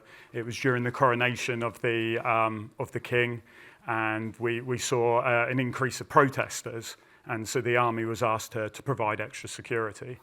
And I was chatting to the commander of Home Command, General Cave, at the time, and he said, "Yep, we're going to put them out, Sergeant Major. We're going to ensure that route's clear." And I said, "Was that your orders, sir?" And he said, "Yeah." I said, "The route's got to be clear." And he said, "Yes, Sergeant Major." I said, "You know these people are sticking their faces to the concrete?" And he said, "Yeah." And I said, "You know what soldiers will do? They will not hang around, and there'll be lots of cheeks left on that home." He went a slightly different colour, said, "I've got to leave you, Sergeant Major," and went to make a phone call. So I think it's important that when we do set our intents and we set our boundaries, that we're very clear that the message has been received. And I think that moves into part of our training. So DLW, it would be remiss of me for DLW not to talk on behalf of training, as he's a big part of what we deliver. And I use Sandhurst as an example, a year of training, and who makes up the workforce is other cadets. So they become a sort of a group, like-minded thinkers. They can understand each other almost by the look of an eye. So when they give orders at Sandhurst, there's almost an expectation that the intent has been understood. But as we know, soldiers think differently to officers. And I think what DLW has done at Brecon, where we do our infantry training, is created a way of changing that. So 3 courses conducted at Brecon, 1 for our junior NCOs, 1 for our senior NCOs, and 1 for our young officers. And previously, they were 3 siloed courses. What they've done now under Combined Warrior is to bring the final exercise together. So those young officers are now commanding platoon sergeants, they're commanding section commanders, and that helps to understand that intent and how we deliver our orders and how those orders are understood. The second piece, and I'd say to all the young officers out there, the young soldiers, and maybe some of the more senior officers, is I really struggle to think of a time when anyone's report has been affected by them taking a chance and doing something and really going for it. Now, we might judge people on misconduct, on breaking rules, but taking risks for the betterment of our army, I'm yet to know anyone. So this perceived threat that we can never fail in training, I think is a wrong one, and one that we need to kind of be on top of. And then, aware that my time is running really quickly, I think during our period of 2 medium-sized operations meant when soldiers and officers unfortunately come back in a body bag from operations means, and Paul Barnes spoke about this before, our society isn't tolerant of that. And so that moved an army that used to train itself to create training models and training systems to ensure that we minimize that risk of those people going on operations. And under the land training system, again developed by DLW and his team, is the ability to allow our subunits under Cyclone to be able to train themselves again and embed that risk-taking, that controlled risk-taking to allow people to make the mistakes and to be able to react to them. Because I think that's what good armies do. They react. And I'll leave it there. Thank you. That was fantastic. So clear comms. If you say, will no one rid me of this troublesome priest, is that an order or a remark? Soldiers think differently to officers. I think that's something I'd very much like us to reflect on in this panel, please, the others as well, and what that means. No one's been punished for failure in training, that this is overwrought, overdone, perhaps an unfair expectation, and the importance of the land training system. Before I move on, just very, very briefly, could you just say a little bit more on that point about soldiers? Because I think one of the reflections on the morning is we've spent a lot of time thinking about it from an officer's perspective. So do you think that what more do you think soldiers need to effectively know, to have the confidence to exercise mission command? What more do they need from that perspective? How do things look different to the views we've heard this morning? So I think at our most junior level, actually, they need very little. They need clear set of orders, and they will go out and get it. I regularly, and this is definitely Chatham House rules, so I will regularly say to our officer courses, if you ever need anything achieving, then ask a British soldier to do it. If you want to maintain your integrity, don't ask how they did it. And because they will find solutions. And I genuinely think that is what makes our soldiers some of the best in the world, because they will go at it and they will find a way through the problem. I think as we go further up that chain of command, then promotions become more important, future roles become more important, and dare I say it, desks and computers become barriers. And so I think those start to become issues and concerns. And to play to Paul Barnes's points earlier, I genuinely am not a Neanderthal, but I do think that we need to get back to that people element of warfare. We need to understand how we interact with each other and how we get the best and leverage each other. Thank you for being provocative. That's really helpful for us. And also the point about, being a bit squeamish about how things are done. I think that's a perfect segue to Grant, to go to you, because when we talk about the words I've heard are, taking risks, and I think letting people off, I think the word leash was mentioned in the last session, if I came up properly. As from a legal perspective, does those sometimes like just make you very nervous and start sweating and reach for your revolver, or actually is your dynamic, how do I make sure the law is and legal advice is working for what the army needs to get done, and how do I help them take risks? How do you approach that? Yeah, that's great. Thanks, Shank. Well, first of all, as a lawyer, I have never been confused as a padre. That's the first thing I'll say. The word risk has been used many, many times today, and only once have I heard it qualified. And it's myself, Brigadier. I was very pleased, because I'd like to talk about appropriate risk. The risk that we take on operations or very shortly before operations, the risk levels can be relatively high. But appropriate risk is where we are training and we are losing soldiers, where I don't think it's risk-taking, and don't confuse risk and risk aversion with lack of competence, and that's putting it politely. And I think there's a lot of misinformation out there that speaks of we're becoming a risk-averse army because, for example, we've received a Crown Censure. That's not risk aversion. We've taken 2 Crown Censures within this year alone, and I've read every single page of those documents. None of that was about risk aversion. It was about lots of things, lack of competence, oversight. And I think we've hit the nail on the head here, because mission command is about telling your subordinates what to do, not how to do it. Trust is critical in that. But you can only trust if you know your soldiers and you have trained them sufficiently that they can do what you're asking of them in a lawful and ethical and morally compliant way. Because it is useless winning the campaign if you lose the peace. And you can win a campaign in such a way that you've thrown away your moral locus standi. I am a lawyer, I have to put a bit of Latin in there.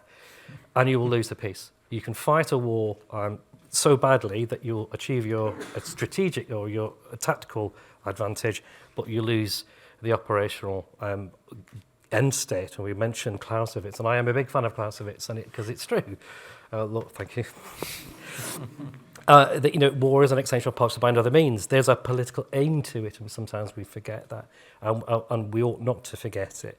But I'm going to do what a typical politician does, and you've asked me a question, and I'm going to answer a completely different one, which is the one I've prepared for. And when we when I was asked to speak... That's initiative, by the way. Thank you. That's Mission Command, I think you'll find, actually. There's sort of 3 C's, because we love mnemonics and acronyms to help us remember. And the first and most important C for me is culture. It's been mentioned a couple of times, but it is absolutely critical. And I've had the advantage of reading lots of files and papers in my 26-year career when it's gone horribly, horribly wrong. And a lot of the time it's because of command culture and what we do and what we don't do. And culture also means respect for the law. We must not forget the ethical and moral component of fighting power. Again, there's no point winning the campaign if you've lost it morally. And I challenge you all, when you think about a lawyer, and I'm sure you do all the time, but what phrases come to mind? And I realise this has been live streamed and relatively PG, but the phrase, bloody lawyer. I not only know, I have heard, and it has been depicted in modern film. Helen Mirren herself, in the film Eye in the Sky, when told by the lawyer that she has to get authorities, he says, bloody lawyer. Now, we're all laughing. That's great. I'm not looking for sympathy. But what culture is that embedding within your troops? If respect for the law and morality by the head of the shed is such that it's seen as an encumbrance. We have a part to play in this as lawyers. We have to be enablers, and we need to get to yes, of course, but sometimes it really is no. But please just know that we're there to protect yourself from yourself sometimes. There are plenty of examples all over the world of where it's gone wrong, and I would commend to you an article in the New Yorker by Kaji Turan called Kill Company. It's a story about an American company, but the leader there was Colonel Steele. Listen to the language he uses, machismo sporting analogies, and his favourite line was, we never cross the line, but we have a lot of chalk over our feet. What's that saying to your commanders and about respect for law and ethics? And what impression are we giving as commanders when we're talking every day to our subordinates about respect for the law? Second is comms. I really like your phrase, Sergeant Major, about desks become barriers. We need to be in the faces of our people because we can't leave people we don't know. Again, a quick legal law story. When I was the legal counsel to a service inquiry involving the death of a soldier because unlawful punishments were being used, and the chain of command averred that they didn't know anything about it. And I asked one of the officers if he could do it all again, criminal trial, inquest, service inquiry, what would you do again differently? He said to me, I wish I'd walked the corridors more and got my head out of Microsoft Office Outlook. Other systems are available, of course. Third C is campaign legitimacy. I've mentioned this already in terms of mission command, and this goes for all of us, at every level of command. What do my actions and my orders, what effect is that having on campaign legitimacy? Because it's just the sine qua non. There's a bit more Latin for you. I can't help myself. It's all about the political aim. And fourthly, and perhaps disturbingly to many, is this fourth C is the court. What do our actions, what would my orders look like? What do I say? What would that look like in a coroner's court, in the European Court of Human Rights, in a criminal court, God forbid, or a public inquiry? Because sadly, it's not going away. And you can be looked at years after the event in a very sterile, safe environment of a courtroom where all the context is gone. And if we learn nothing from Northern Ireland, it's very easily lost and very hard to regain. So look at what we do, what we write, and what we say in a completely sterile environment. So I challenge everybody in the room to say, what are we doing about those 4 C's? How do we inculcate that in training and everything we do every day? Because every day is a school day. And I'd like to completely abuse my time and leave you with 2 quotes because we talked about training. So I'd just like to quote one of my favourite authors, Lord Moran in Anatomy of Courage, who said, character, as Aristotle taught, is a habit, a daily choice of right and wrong. It's a moral quality which grows to maturity in peace. It is not suddenly developed on the outbreak of war, for war has no power to transform. It merely exaggerates the good and evil that are in us until it's plain for all to read. War cannot change, it exposes. And my final quote from my favourite Greek poet, because we've all got one, Archilochus, is that We don't rise to the level of our expectations, we fall to the level of our training. Thank you. Thank you. So I think we've had Clausewitz on earlier panels, but we've done you one better by going to Greek poetry. So that's excellent. I just want to very briefly follow up on that point about campaign legitimacy, culture, and thinking about court. It doesn't escape my attention that we're in an interesting geopolitical period where the British Army's principal ally, the US, has a prospective leadership in its military that has pretty strong, punchy ideas about where the armed forces of the United States ought to be on the rule of law, on the degree to which the laws are constraint on them, and the risk that should be devolved to their officers. I'm not going to ask any of you to talk about Trump American politics, that wouldn't be fair to you, but on this stage. But the broader point I'd like to ask is that, thinking about the phrase used in the earlier panel on joint by design, or allied by design, which is to say, what kind of world, how do you handle all your 4 Cs in a world where you're fighting alongside allies, some very old, but rapidly changing, some new allies you may be less familiar with in the Indo-Pacific or other places, who have very potentially different ideas on all of your Cs? Yeah, the first thing I'd say is there's nothing new under the sun. Yeah. I mean, I know it's quite an antiquated campaign now, which is rather scary, of Afghanistan, but as the legal advisor to the Commander of RC South, I think we had 26 nations in our area of operations, 2 different operations, a NATO operation and Operation Enduring Freedom, which had fundamentally different ideas as to what the conflict was. I'm sat in the home of the future of conflict, so we know all about that. So it's nothing new, and we've been practicing coalition operations since 1949, in fact, even before that, really. And so it's difficult. I had a very, very thick rules of engagement manual, and I had to brief soldiers, and it just works. We understand it. The differences might seem stark, but when the rubber hits the road, they're not quite as stark as we think. And our job as commanders and leaders is to simplify the complex, and it can and has been done, and I have every confidence that we will do so in the future. Thank you very much. I'm going to turn back to our original speakers and turn to you two. I have broader thoughts I'd like to pick your brains on, but before I do that, has anything jumped out at you from the comments we've just heard and the exchanges we've just had that you might want to follow up on or respond to straight away? Nothing in particular. I think we've got some good questions on the board. Caroline? I mean, the only thing I might offer is the value of data. At the moment, I think is becoming an increasingly important basis of evidence for the way we train, the competencies we create. And I'm a signaller. It's great to see that actually we're using technology to our advantage to be able to see our vulnerabilities as an organisation. And my training, which is just one of the applications that's now aligned to the land training system, is allowing you as commanders at all levels to be able to understand where you might have risk already in competence and currency.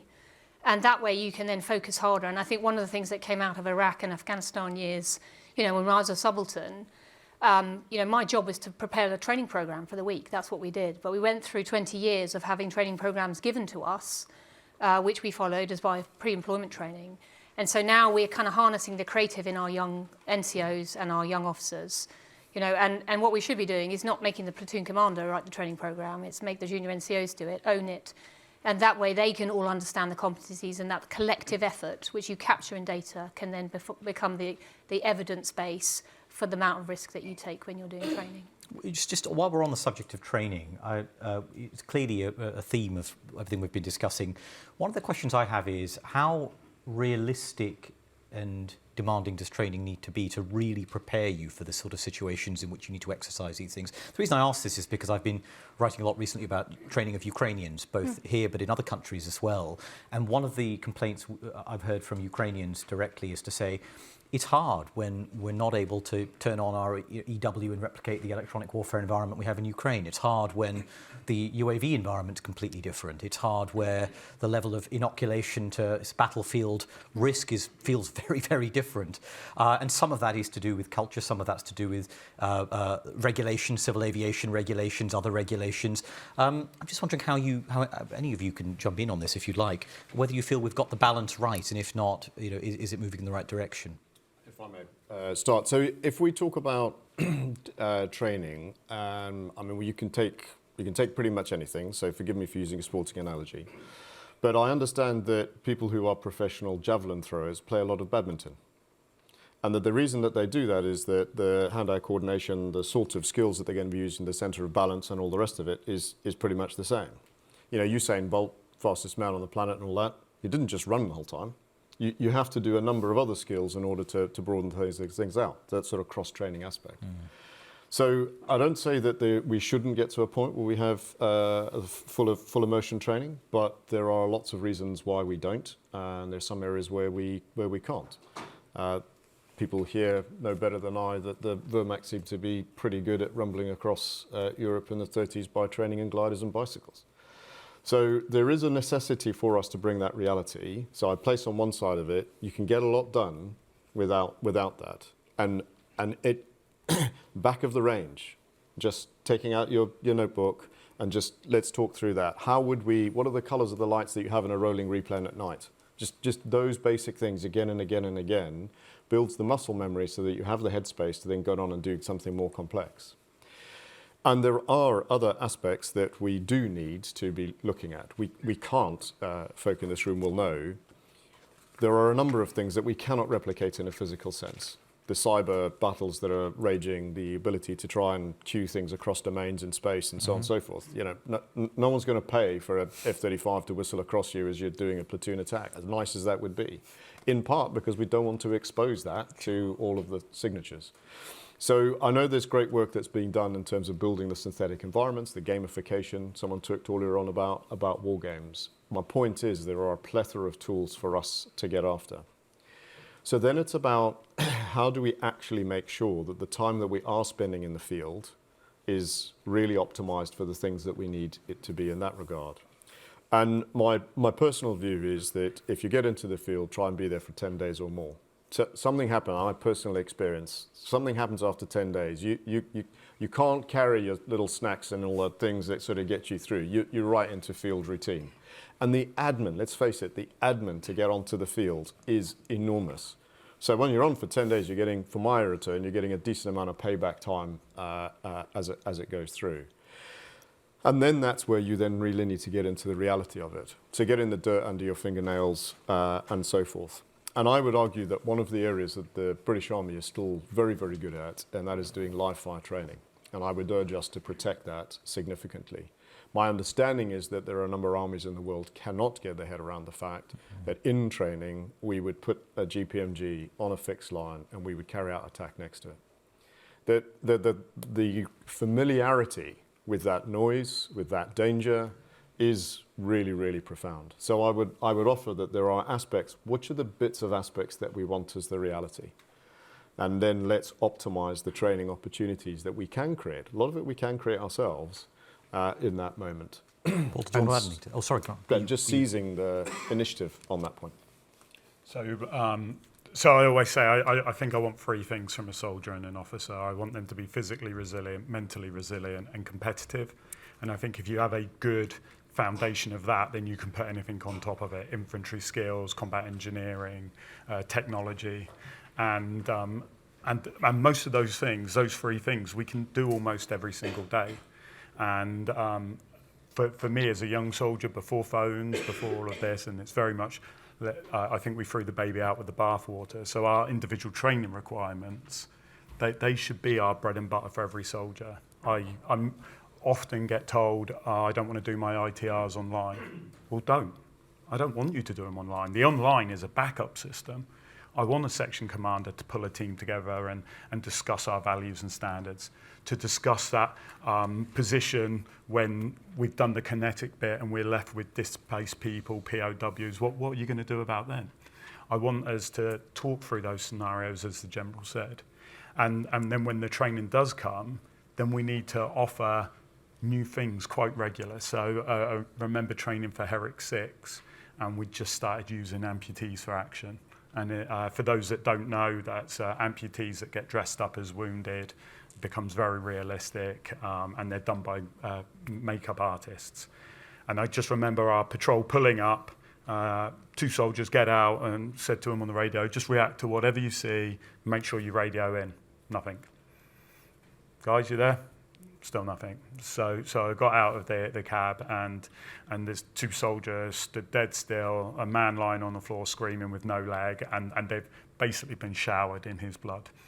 And they're white. It was just completely unexpected. And I can tell you that those 2 soldiers went onto operations, saw similar things, and certainly did not react in that way.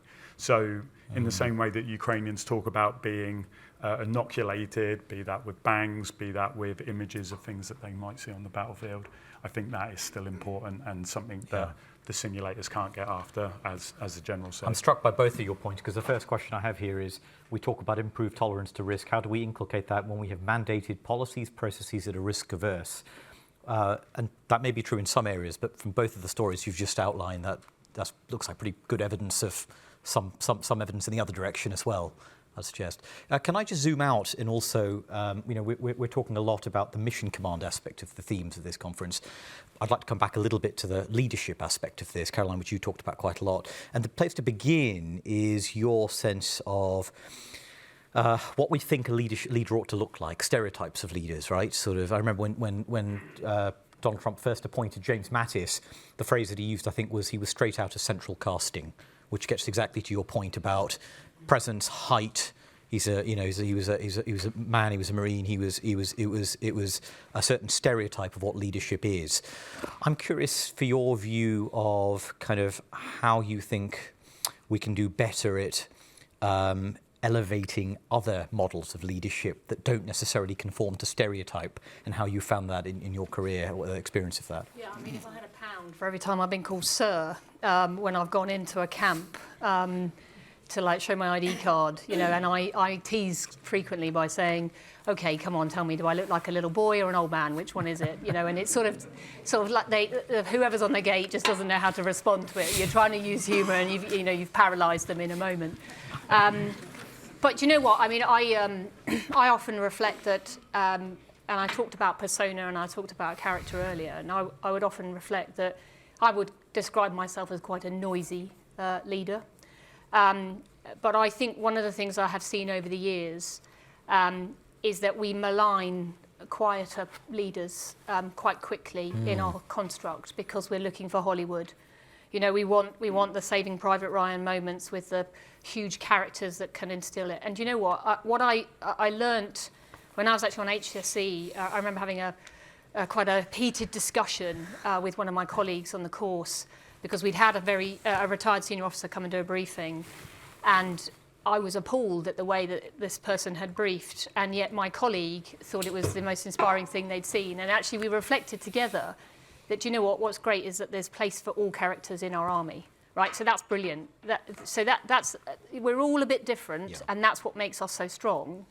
And so, there is a place for the quieter leader, there is a place for the noisy leader, and the great thing about our soldiers, in my experience, is that they need a bit of all of that. Not one size is fitting, and I think we've evolved as an organisation, our behaviours are evolving to recognise SQEP, so recognising the skills that are brought to bear, to recognise softer skills, so where you might, as a woman, people might assume that I'm going to come with soft skills. Well, I'm sorry, people, unless I'm in my padre moment. Actually, I'm probably quite tough, and the people I've worked with, I'm quite demanding, and I've got, quite high expectations. And maybe in 30 years, I've developed a few masculine traits, if you want to call them that, if they're stereotyped as such. So I think we've come a long way. I think there's absolutely room for all kinds of flavours of people, and actually that's what makes us colourful and rich, and gives our soldiers, who are, let's be honest, they're all formed from society, and there are quiet ones and noisy ones and athletic ones and,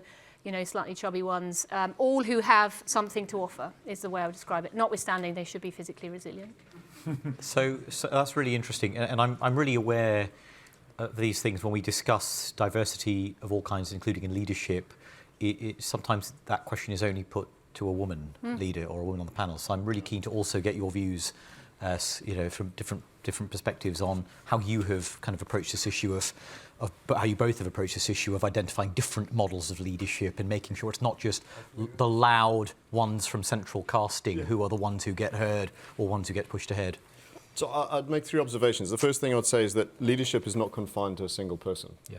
And if you consider in a group, There will be moments at which someone in the group will be doing some screaming and shouting because this thing needs to happen, and another moment someone else will be giving the orders at that time. And if that group is comfortable with that being the case and the role of the leader shifting between people in the team, absolutely awesome. Because if you're only listening to one voice, oh my gosh, you know, that person can't possibly know everything, be everywhere, be good at everything. So we can all resonate at those moments when we have been in a room or in an operational exercise setting where the different voices are the ones that we need to be listening to at that moment. So I think if we understand that leadership moves around a group and we should all be comfortable with that, we should allow that to happen, I think that goes quite well. And I think if we probably do it really well anyway. Today we're talking about leadership, so we've ended up squeezing leadership and leader together. The other thing I would say is that, you know, leadership must not be a reflection.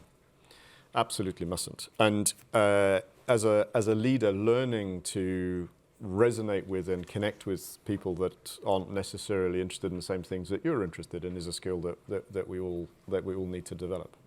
But I do want to come back to that first point I made about leadership not being confined to a single person. And this goes even further back than when I was a squadron commander. I just turned up as a troop commander, and Westy was one of the sappers. He was a class 1 electrician, top of his trade, also front of the NAFI PIQ. And I really struggled with this as a young officer because I wanted everyone to be physically resilient and so on and so forth. And I was really questioning whether Westy was a good soldier because he wasn't fit, until we needed to go and put a new water supply into a hilltop site in South Almar. And I caught myself at about 10 o'clock at night with Westy extremely patiently explaining to me what was needed for all the electrical components of that job to fit together, and when he needed the helicopters to arrive, which stores and which expertise and all the rest of it. And in that moment, he was leading me. And that was absolutely fine. And as we become a more technical organization and as we work with more and more people in and out of uniform, I think we need to be more prepared that the expertise is not with the leader. And therefore, we need to share the leadership amongst those who are at the right time at the right moment to do it. And that for us means that we need to be willing to relinquish it if we're so-called in an authority or a leadership position. But it does mean that if you do know something about it, that you have a responsibility to step up and say, I can lead this bit. I don't want to take the whole of the whole team. I'm not trying to rule the world, but I can lead this bit. That's the contribution that I can make. And I think there's a balance to be struck. We need to give space to everybody to do it, but if you've got an expertise, you've got to step forward too. Grant, do you want to add anything to that? Yeah, I'd just like to piggyback onto the final comment there about an expertise that you have and piggyback on it and having the confidence to reach out to people you know something about, something a little bit more than you do. And I'm a specialist advisor, I'm a lawyer, so I'm in that field. And some of the best leaders I've worked with treated their specialists not with reverence but with respect and listened to them. And by way of an example, on a Joint Task Force headquarters exercise, the commander's outer office was his MA, legal advisor, political advisor, media advisor, cultural advisor. Then it was G1, G2, G3, G4, G5. I've never seen that before. Normally, as a specialist advisor, you're pushed out to the hinterlands. In RC South, I was in a Portican outside the main headquarters. It's hard to push into that. But that commander was brilliant, and he had the confidence, and I would say the intelligence and emotional intelligence to listen, something that you mentioned earlier on, to somebody who was a specialist but took their view very much into account. And that dials also into the culture I was talking about respect for those specialists. And I think that spoke absolute volumes, because as we're always outsiders, always. Even though we're wearing uniform, it's difficult to push into, sort of the G3 club, so to speak. And that was one of the best examples of leadership I've ever seen. And he was good at other aspects as well. And so, speaking as that outsider pushing in, it's empowering for me as a specialist to be listened to. Don't overplay your card. You know where you are. But I would implore all leaders to use those specialists, use that special golf club that you've got, because they will give it back to you in spades. So I want to put one of the questions from the audience to you on technology. The question is, with leadership being human-centered, does the reliance of technology risk eroding the skill of relationship building that is so important to the success of mission command? And I think there's a number of dimensions to that question. The one that came to mind for me this morning was, again, with sort of Ukraine so prominent in many of our recent experiences of high-intensity war, thinking of the long screwdriver and the way it operates in Ukraine. I remember being at the desk of interviewing General Zaluzhny when he was Commander-in-Chief, and on his desk was a big screen showing the Delta system readout of everything happening on the battlefield to exquisite detail on the front lines, right down to the movement of individual units of his, movement of Russian units on the other side, and people in Kiev cafes were able to open this up on their laptop and see this at relatively elements of this at relatively high levels of classification because of the nature of the architecture of their system. And so, on the one hand, it allows units to have incredible information at their fingertips, which is really could empower them. On the other hand, it means very senior officers, in the same way that Martin van Creveld wrote about helicopters in the 1670s, allows them, the commanders, to exercise enormous amounts of intrusive influence. How realistic is it, as General Sir Rupert said, just switch the bloody thing off? Is that realistic? So in other words, that's just a meandering way of asking, how has technology changed all this? Who wants the first crack at that? Happy to go. I think the danger with it, and to pick up on that, is that what we offer people are a whole bunch of drinking straws. And actually, as a commander, what you need is a parachute to be able to see that bigger picture. And yes, you need folk around you who are going to be able to dive into the detail. But being seduced yourself to delve into that level of detail, then you are starting to lose the larger picture. To the point of, can you turn it off? I think you have to be judicious as to what it is that is flowing in and to who. That's where you really, I think, need to be spending some time in your training about how you distill down to the essentials. So to my point earlier on about, going in the field for 10 days, when I first turned up, I had Nirexes filled with this reference and that reference and the next, and after a while you just realize that you're getting to know it, and you need to, the issues about moving fast and communicating quickly.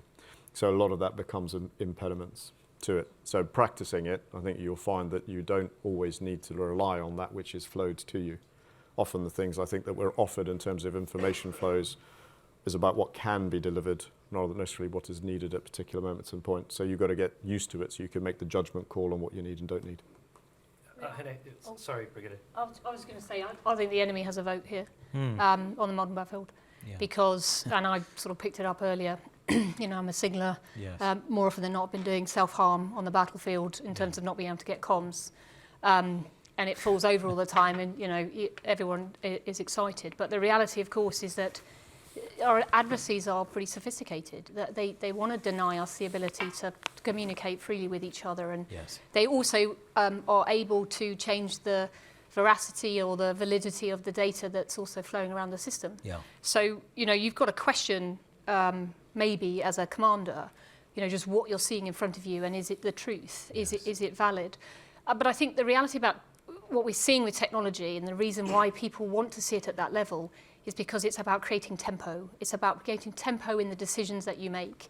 And if you think about the fact that we still exist in hierarchies, the point being is that somewhere there's an authority, and if you think about what our legal advisor is trying to advise the commander on what choices he can make, in the kind of fogs of war in places like Israel and Beirut and in Ukraine, you're precision targeting, and you've got to make some really good decisions about that. So I think given the world is seen on a television, it's seen in a public forum, maybe that's okay to have all of that understanding and knowledge. But the enemy absolutely has a vote in deciding whether you are going to be able to use technology to your advantage, and whether or not it's valid, and what you're seeing is the truth. Grant, did you want to? Yeah, I was just wondering who should be doing the switching off. Yes. Because as General Sir Rupert said, I think he was talking from the basis of the subordinate turning the radio off. Yes. So maybe sometimes commanders need to turn it off or just not have it, because it's the enemy of mission command. Because human nature is, once you've got that information, is to instinctively react. But if you empower your subordinates to do that analysis for you, surely that gives you the command space to make those informed decisions, to have that walk you were talking about earlier, General, instead of making a visceral decision there and then. We think we've got lots of information, but we don't, because you lose a lot of context in radio and TV comms. You're not the commander on the ground, so you're making a very different judgment, not with all the true facts. You're not the commander on the ground. It's not quite a Nelsonian blind eye, but it's not far off. But empower your subordinates to be doing that analysis for you as a commander, and then come to you when they need it.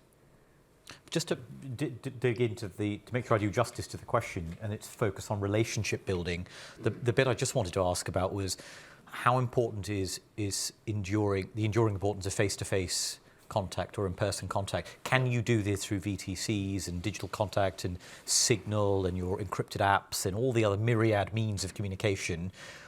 Is there something still necessary about the face-to-face bit? I think there is, yeah. I think absolutely so. I think that's actually the soft skills built by soldiers as that we build every single day through that face-to-face contact is imperative to get things done. I regularly say to people, if you're not getting the result from an email, go and stand in front of the person that you want to say yes to you, because it's very, very difficult to say no. And so it might be because I'm 6'4" and I block the light out, and I've got this crazy big badge. But I think relationships are important, and until you build those, you don't want to leave it to the last minute to be asking for help.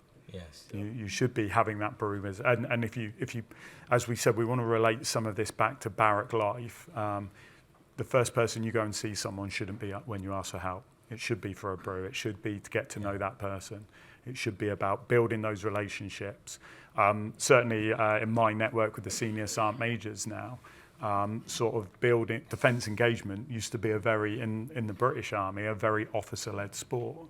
Well, now myself, Command Sergeant Majors, RSMs, are now on a regular basis building those relationships with the NCOs, because they're the ones that are going to be sharing bivvy bags, ponchos, ammunition, and operations. And so it's important that we become friends, allies, have that face-to-face before we're together on the battlefield. I think I'd add to that, if we take it to a really practical level, there is always a difference between what I meant, what I said, what was heard, and what was understood. And that's amplified absolutely if you stick it through email. And if you don't know the person, you can't hear their voice as you read the email. It's a very, very imperfect method of communication. And so rather burn shoe leather than spend time on the keyboard. But that difference between what you've meant, what you've said, what is heard and what is understood is a perennial problem. And if any of you have teenage children, you'll be surfing this right now. Yeah, it's hard to just pick up the point. It's hard to tell what you think someone meant to say and their intent if A, you've not met them before, you don't have time to sort of really understand them or know them, and B, if you're communicating with them through a terse text-based format that sort of strips out nuance and context. It's not as a curse of intelligence. You knew what you meant. You think you knew what you meant, but the recipient doesn't. And it's not new. Captain Nolan, Child of the Light Brigade, get those guns. It didn't end well. Visceral order, not understood properly. Bravery rode the 600. But it's a bit of I think a no-brainer that we need to meet our people, because leadership, surely the essential element of leadership is knowing your people, and not just people you command, but people you work with. And one of my favourite phrases is, the time to swap business cards is not in the middle of a crisis. You need to know them first, so then when the balloon does go up, you know how they think, know how they react, and you communicate more effectively. So, I just think I'd add as well, and it plays to the General's point earlier, just because we have all these means of communication doesn't mean that we need to use them. And to chat to the General's points about bridge crossings, that used to be done on secure orders cards with a bit of backcode. Now that's reams and reams of data sent across, and maybe we need to talk a little bit less and allow people the room to do what they need to do, which is mission command. A bit less is more. I mean, I would also agree on it that the kind of obsession with PowerPoint to kind of convey the obsession with two-page briefing notes that sort of has sort of like a cancer sort of pervasively too got long across. Too long or too short? Just don't need them. You know, we've got to get into a business of being able to be much pithier with our communication, because go back to the point around denied and degraded environments. Yes. You know, maybe you've only got one shot at getting the point across in order to give those people that direction, or it's get in your vehicle and go and find that person, look at them face to face. And when you're asking people to do really difficult things, potentially making the ultimate sacrifice, I think, sending them a sending them a Snapchat isn't going to be the thing that actually is going to encourage them to disappear and do the thing you need them to do. So I think we've got into some really bad habits actually in the army, and I saw Mola Maersk on the back of their cyber attack. When they started to rebuild, they actually banned PowerPoint altogether from their organisation because they had to build from the bottom up. And it was so refreshing, and all you were able to do was come in with like bullet points, and that's how you started your conversations. And wouldn't that be refreshing as an organisation to just do that? You can but dream. Yeah. Okay, so one of the questions here is, if the balloon went up and we were deployed in a conventional manner to Europe, what would that look like for a junior soldier from notification to transport? And I don't expect you to sort of run us through every last detail, but I think part of what that gets at is the question of whether your peacetime processes and mechanisms and assumptions and culture are suited to an environment in which I think many of us would agree the risk of a major conflict in Europe is higher than it has been in the past. The Australian Defence Review a couple of years ago said we no longer have traditional 10 years warning time of which we rely on.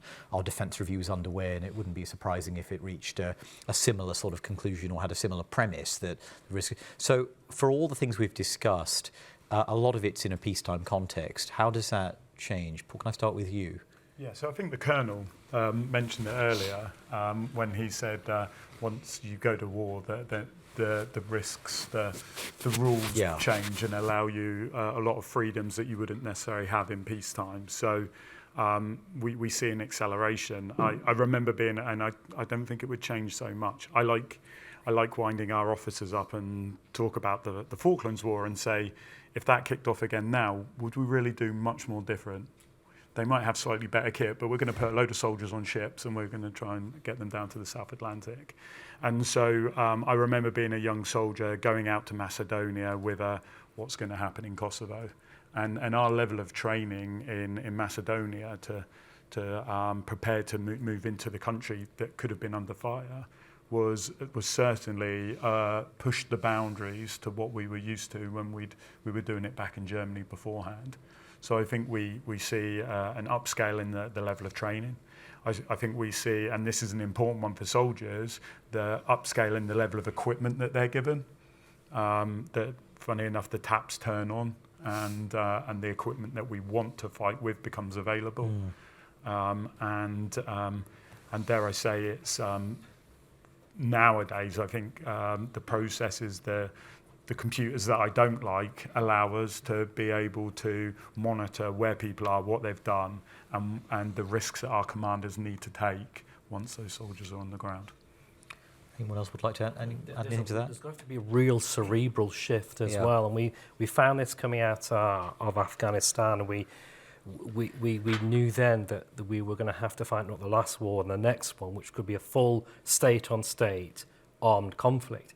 Whereas we'd had 10 plus years in Afghanistan and Iraq of very complicated rules of engagement, self-defense with overlapped rules of engagement for what we'd call classic warfighting.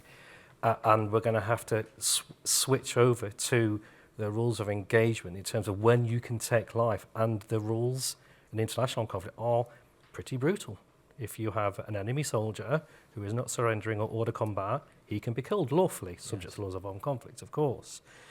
And that's pretty brutal, pretty binary. And we've had 10 years of what someone described as postgraduate warfare, and it absolutely is counterinsurgency, very complicated, whereas full-scale state-on-state conflict is, I think, 1940, not 2004. It's very different, and we're going to have to impart that. Maybe easy with the passage of time now. We've been out of Iraq and Afghanistan for some time, but we're going to have to train as we fight. But it still sounds very conditional, and we have a situation where at the beginning of this year we have a defence secretary who said we're in a pre-war phase. We have CGS who's here in a bit, isn't he, and who at the Land Warfare Conference also talked about the need to be ready by 2027 in an environment in which war is possible. So is it binary, or is it a spectrum where you are getting sort of a feeling that risks are growing and you have to sort of start moving towards that shift in mindset? Well, as you would train physically with regard to full spectrum warfare, so you have to do arguably with regard to things like rules of engagement. And sometimes conflicts gradually ramp up, sometimes they're very black and white, full-scale armed conflict. So you're going to have to be prepared for all eventualities. But again, we've done this before. We've been literally briefing people on the back of C-17s when we were evacuating personnel out of Kabul, for example. So we're going to have to be mentally agile, that it could be a full-on war-fighting, state-on-state armed conflict, or it could be something sub-threshold, as we call it. So we just have to remain agile, because it could be any one of those. And we're going to have to train for it all, unfortunately, because you don't get to choose the conflict you're involved in. As you say, the enemy gets a vote. Caroline, then. Well, and then I was just Peter. going to say, I mean, I've been witnessing over the last 18 months running a phase 2 training establishment, you know, a shift in mentality, and it's the same in air as it is in army. And, you know, we know to scale, to get ourselves into a position where you would be able to generate sort of battle casualty replacements through your systems, you're going to have to do things differently. And, you know, at the moment, I train engineers pretty exquisitely to abide by the Civilian Aviation Authority rules, which require a very high standard of safety for you to go and inspect a aircraft or inspect a vehicle to go out on the road or fly in the sky. So we would take risk, we would do different things, and this is what the Sergeant Major was talking about, is that we would, you know, if I think about what we did with Ukraine, you know, where we have prepared them on platforms to do maintenance, for example, we've taken what might have been a 15-week course and we've made it into a 3-week course. And therefore, you're then carrying something by way of a deficit, but you accept that. And as leaders and as commanders, we've decided that that's tolerable and that's the sort of level that we need to prepare someone for. And then what we need is our people to dig out blind and be innovative. And the reason they can be innovative on the battlefield and creative is because you've given them mission command, or you've given them education, which is allowing them to think about the problem they're trying to solve, rather than just sets and reps doing the same thing over and over again. What you've done is you've invested in their cognitive ability to think differently about the problems that they face. So I'll come back to personal points, because my mind was, how does this actually respond to an individual on a day? But to your point about how things are changing, we're in competition now, we know that. And we're in an era where we will see overlapping crises that could well gust into conflict. And therefore, no one's going to say there's a clear delineation. And I think that the manifestation of that for each of us in our personal lives is that it's going to be chaotic. There's going to be an absolute deluge of information coming at us as individuals from all sorts of directions. And not just information, but emotions too. So if the balloon goes up, if we use that phrase, your phone's going to just explode with family, friends. What does it mean? What's happening with you? All of that is going to happen, and you're not going to have the clarity. We won't have that clarity.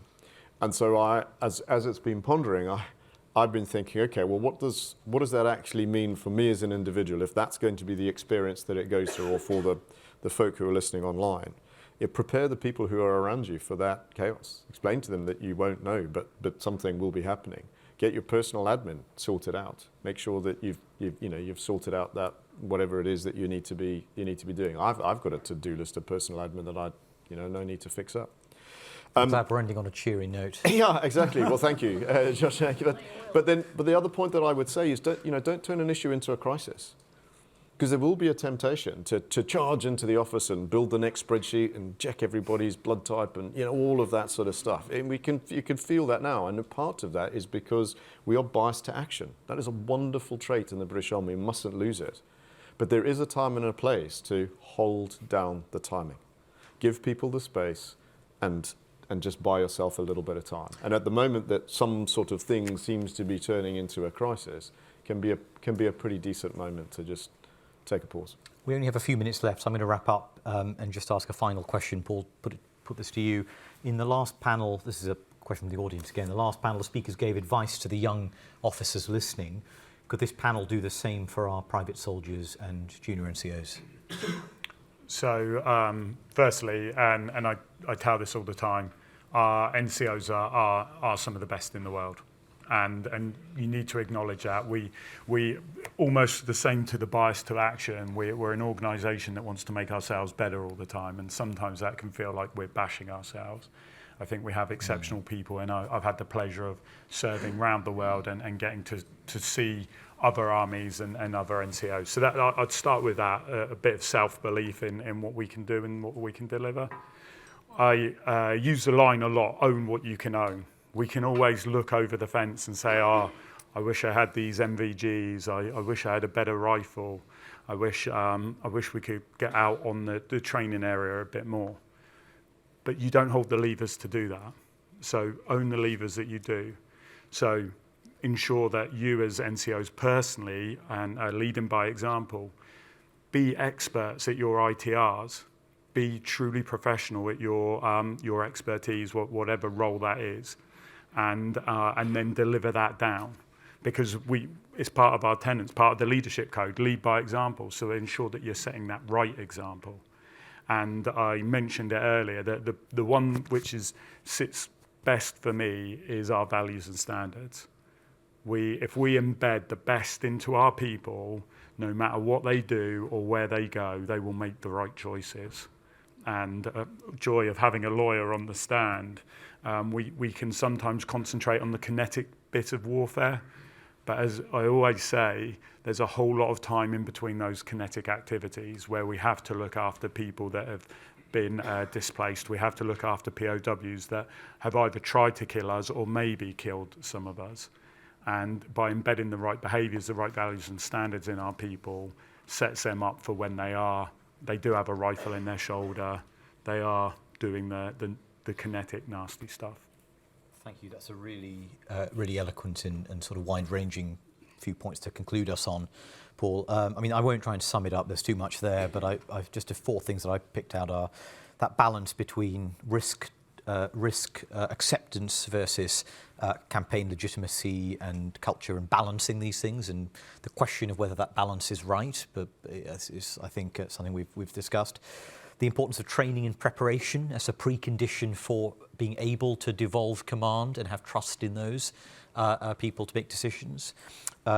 Diversity of leadership, not just one style, different models of leadership, and distributed leadership with sort of distributing the functions of leadership. And lastly, how all of this is affected very tangibly by the transition to a sort of more tense international environment where the prospect of high-intensity war looms in Europe more concretely than it has done in past years, and touches all of these different things. So I'm really grateful to the panel for discussing all of those things so well. Would you please join me in thanking them? Thank you, Shashank, and the panellists for a really exceptional discussion. For all the obvious reasons, when we've been discussing the future, we've been talking about what I might call the now and near, the next 18 months, 2-3 years. Might be worth just pondering about the more distant future, that belongs to, that's barely sort of graspable, that we know less about. I've spent an awful lot of my career trying to understand better what endures and what changes, whether it's in leadership, doctrine, in fighting methods, and indeed in people. It's worth us all thinking about that. And then how we learn and prepare, not just as an organisation or teams, but also as individuals, and therefore how we adjust and how susceptible we are to adjustment, and also the challenges that brings. And with adjustment in mind, I'd like to quote from the late Professor Sir Michael Howard. It's a quote that's well known, but I think it's worth reading again for the benefit of everyone when talking about the future. He once wrote, "No matter how clearly one thinks, it is impossible to anticipate precisely the character of future conflict. The key is not to be so far off the mark that it becomes impossible to adjust once that character is revealed." I think that's not true just of future conflict. Perhaps in your world it might be the business world. I think the same holds true. So now we move to the final sessions of the day. We've got a slight adjustment of the programme. CGS will now be speaking last, and so we have a conclusion by Langley Sharp. It's a really tricky task pulling all of the strands together, as I was saying earlier. So I asked a good friend to do that for us. He's former head of the Centre for Army Leadership, who retired as a Lieutenant Colonel 2 years ago, having enjoyed nearly 20 years in the Parachute Regiment, which included operational command at every rank and deployments in Northern Ireland, North Macedonia, Afghanistan and Iraq. He's a Cal Fellow and author of the British Army's official account of leadership, The Habit of Excellence, published by Penguin. He's now an executive coach and leadership consultant, working across the public and private sectors through his company, Frontier Leadership. It's always a pleasure to work with Langley, and I've no doubt that he'll provide a fantastic conclusion, and luckily I know he thrives on pressure. Thank you very much. That's what friends are for. It feels like not just a tricky task, but a mission impossible to conclude what I think you'll all agree has been an immensely rich day, both conceptually and the insights from experienced commanders across the rank range. It's been a real privilege. And so I took the principles of mission command, and I understood the intent, and I applied some disciplined initiative with an emphasis on initiative, with some notes I wrote a couple of days ago. And hopefully it will all chime. I think the first thing that dawned on me was that leadership in mission command, and mission command more broadly, is not new. And whilst, of course, officially it was first introduced in our doctrine in the Bagnall Reforms in the 1980s and resourced accordingly, it would have been familiar, as we've heard, to soldiers and officers across the 20th century, and indeed to some of our leading thinkers. We've talked about Nelson, General Sir John Moore and others, perhaps 100 or so years before that. I think it was Paul that mentioned the field service regulations in the early 1900s, which spoke of decentralisation of command and a full recognition of the responsibilities of subordinates in action are thus absolutely necessary. And I doubt whether many soldiers that fought in the streets of Arnhem, the jungles of Burma, or indeed the deserts of Iraq and more recently Afghanistan would disagree. Nor, of course, would they disagree with the fundamental role that leadership plays in mission command. And as our doctrine tells us, mission command does not exist without leadership. I'd say the very reason lies in the nature of war today, and we've spoken even more broadly, more recently with Lloyd's remarks just now, of the difference in the nature and character of war. But as many people here will have experienced, and those online will testify to, from personal experience, war is a contest of wills. It is a combative duel in which one side seeks to subjugate the will of another. Visceral and violent in nature, it tests participants to the extremes of physical and mental capabilities. But war, particularly, although not exclusively in the land environment, as we've heard today, is a fundamentally human endeavour. And hence the role of leadership, the character, knowledge and action that inspires others to succeed. The character, as Brigadier Caroline so aptly defined today, what you are, the knowledge that underpins our thinking that is so critical both in command and leadership, the knowledge and action, what we do, why we exist. It is leadership that influences, motivates and inspires the will of our people to keep fighting when, as one former CGS said, when every sinew and fibre of your body is telling you to do otherwise. It is leadership that maintains the cohesion of the team when chaos, fear and uncertainty reign, and it is leadership that ensures and drives the ethical and legal decision-making in both peace and war. Underpinning trust, and General Nick tried to challenge me to sum up without mentioning the word trust, underpinning trust that is not only the glue that's been spoken about today, but also the fuel that drives tactical success, but institutionally provides our licence to operate. And it's not surprising that a former Commandant of Sandhurst and former Director of Leadership, Major General Duncan Capps, described leadership as our principal professional competency. So we've heard extensively today that mission command is the Army's command philosophy, promoting decentralised command, freedom of action and initiative. And again, trust is implicit. It is leadership, I'd argue, that drives that human dimension of this philosophy, the catalyst that optimises both individual and collective performance to ensure mission success. But I'm glad that, again, Brigadier Caroline and the Army Sergeant Major brought up the role of followers and followership, because I do think we suffer from the bias of leaders and leadership. And Mission Command is a dual contract. Command provides the formal, authoritative and fixed contract between commander and subordinate. Leadership provides the human and social contract, a dynamic partnership founded again on trust between leader and follower. And the role of leader may typically, within the command environment, sit with the commander and follow with that of the subordinate.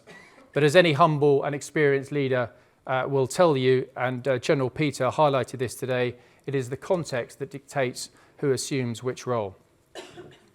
As the military historian Sir John Keegan once stated, the personal bond between leader and follower lies at the root of all explanations of what does and does not happen in battle. And it's that personal bond that's based on trust, as we've heard. And with a lot of C's have been thrown around today, General Peter talked about competence and confidence. I'd also add, in terms of the basis of trust, consistency, character again, and care. And hence the motto of the Royal Military Academy Sandhurst, but applicable to all ranks, serve to lead. We serve those that we lead. And I think if you're missing that element of care, genuinely caring for your soldiers and them you, then you're not just missing a core element of trust, but a core element of fighting power. The principal role then of the leader in Mission Command is one rooted in the moral component of fighting power, protecting the force's will to fight, building and sustaining team cohesion, and ensuring the ethical foundations of its decisions and actions. The role of the follower, as the Army's and the CAL's Fellowship Doctrine Note states, is to take responsibility, demonstrate disciplined initiative, and exercise critical thinking and challenge where appropriate. I just want to give a chuck up to this book here, which all those in the room should have a copy of, and for those online, it is available free online, Mission Command and Leadership on Operations since 1991, which was released this year, edited by the senior researcher here at the CAL, Linda Risser, and it's a fantastic read. Vignettes from across that 30-year period, including General Sir Rupert, with the tales of his experience that he talked about today. And I want to quote from that. The source of Mission Command is effective leaders generating confident followers who are willing and able to use initiative to exploit opportunities. Indeed, without followers, Mission Command is a vacuous leadership command theory rather than a battle-winning tool that is essential in the implementation of the maneuverist approach. But as we understand our profession more broadly, operational effectiveness cannot just be turned on when it matters most, and we've heard about that today. We've heard extensively about the need to build the culture, the climates and the culture of Mission Command. Nurtured in peacetime, executed in war. And just as the leader-follower partnership is matured through hard-fought shared experiences, the hard work is done in the days, the weeks, the months, and even the years before you cross the start line. Developed in barracks, on the staff, which hasn't been talked about today but needs more voice, in training and on hard, demanding exercises. It must be the DNA of our organisation. A habit of excellence, one might say. Shameless, shameless. But as a famous Prussian general once said, everything in war is very simple, but the simplest things are difficult. And Mission Command, in theory, is simple. Clear intent, encouraging freedom and responsibility. But as, again, we've heard about extensively today, too often challenges get in the way. The political strategic screwdriver, lack of competency, an over-reliance on authority, an over-reliance on control, risk aversion, increased scrutiny and accountability, the strangled web of bureaucracy, red tape and process, or, of course, most telling, a lack of trust. And whilst logic tells us that complexity, uncertainty and friction can be overcome through empowering people to act, the very same forces, again as identified today, can cause both individuals and institutions to exert ever more process, restrictions and control. And General Sir Rupert articulated that superbly this morning. It is effective commanders and leaders and followers at all levels of the organisation who have a duty to face these challenges and to take appropriate risk for the betterment of the army or to get off the park, and to push boundaries and to delegate to the point of discomfort, as we all know, and delegate some more. And it is amid such uncertainty then we look to the future, as Lloyd alluded to, towards the end. And as many of our guests have stated today, Mission Command is likely to play an ever more important role in the British Army's contribution, and indeed NATO's contribution, to the myriad of defence and security challenges that lie in wait. And again, I just want to quote from this publication. The future holds an ever greater requirement for commanders and leaders to make tactical decisions under strategic scrutiny, with the expectation of public after-the-fact critique from those far removed from the visceral realities of operations. Taught, learned and practiced well, Mission Command will remain fundamental in making those tumultuous moments, the fulcrums on which operational success sometimes balances, are tipped in our favour by empowered and emboldened British Army leaders and commanders, in brackets and followers, who continue to deliver exponentially relative to their mass and resource. This is fortuitous given the world we live, operate and fight in.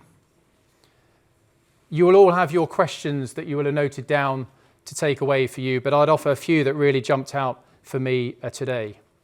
Firstly, do you listen enough? How do you deal with people who fail or who underperform? Who are your outliers, your critical thinkers, your Wingates, your Nagles, your 3 paracorporals? And how do you benefit from them? How do you raise them up? My final question to you is, so what? The most important question I think you should all leave with.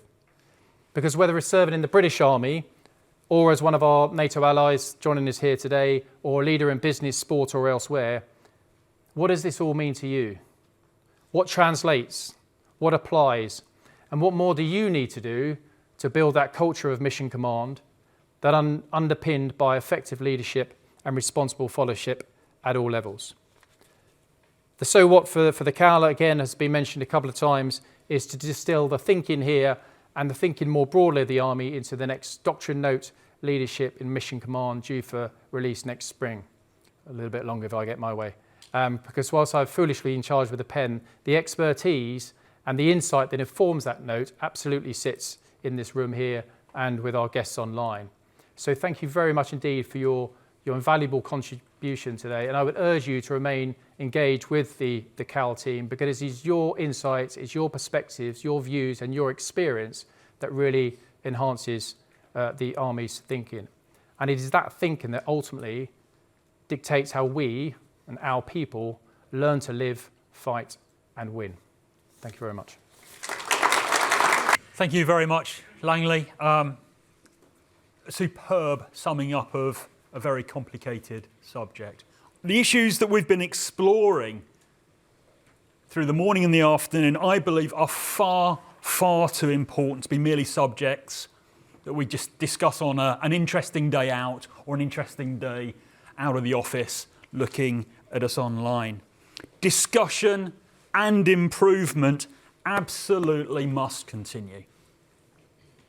And my challenge to you is to ask yourself what role you will play in that. And I'd like you to ponder that rather than email me with answers, but please do think about it. And so the credits roll now on the end of the day, and I've got some thank yous to make, because this has been a great endeavour for the Centre for Army Leadership. But first of all, I'd like to thank you all for being here, for being our audience, and for making your contribution. And I'd like to thank everyone online for being with us and, again, offering their input and their opinion and questions. You are all the reasons that the Centre for Army Leadership exists, and we are forever grateful for your engagement, your encouragement, and your support. So, to thanks, more specifically, our speakers, our moderators, and our panellists, all of them outstanding. To Chatham House for hosting us, and to our sponsors, Vinci Facilities and BAE Systems, for their support. Also to everybody at Sandhurst that made today possible, Sandhurst Group Headquarters, The Ledge, the NCO Academy, Cal Fellows, activists, and the Cal Secondees. We're also grateful to our team of volunteers who've worked tirelessly today to ensure the day runs without a hitch. And from my point of view, it has. And finally, thanks to a very special Cal team, a remarkable bunch, a wonderful group of civilian and military folk whose passion, creativity, professionalism astounds me every single day. And we hope to see you all again for another conference next year. So, from us at Chatham House, final thank you and goodbye.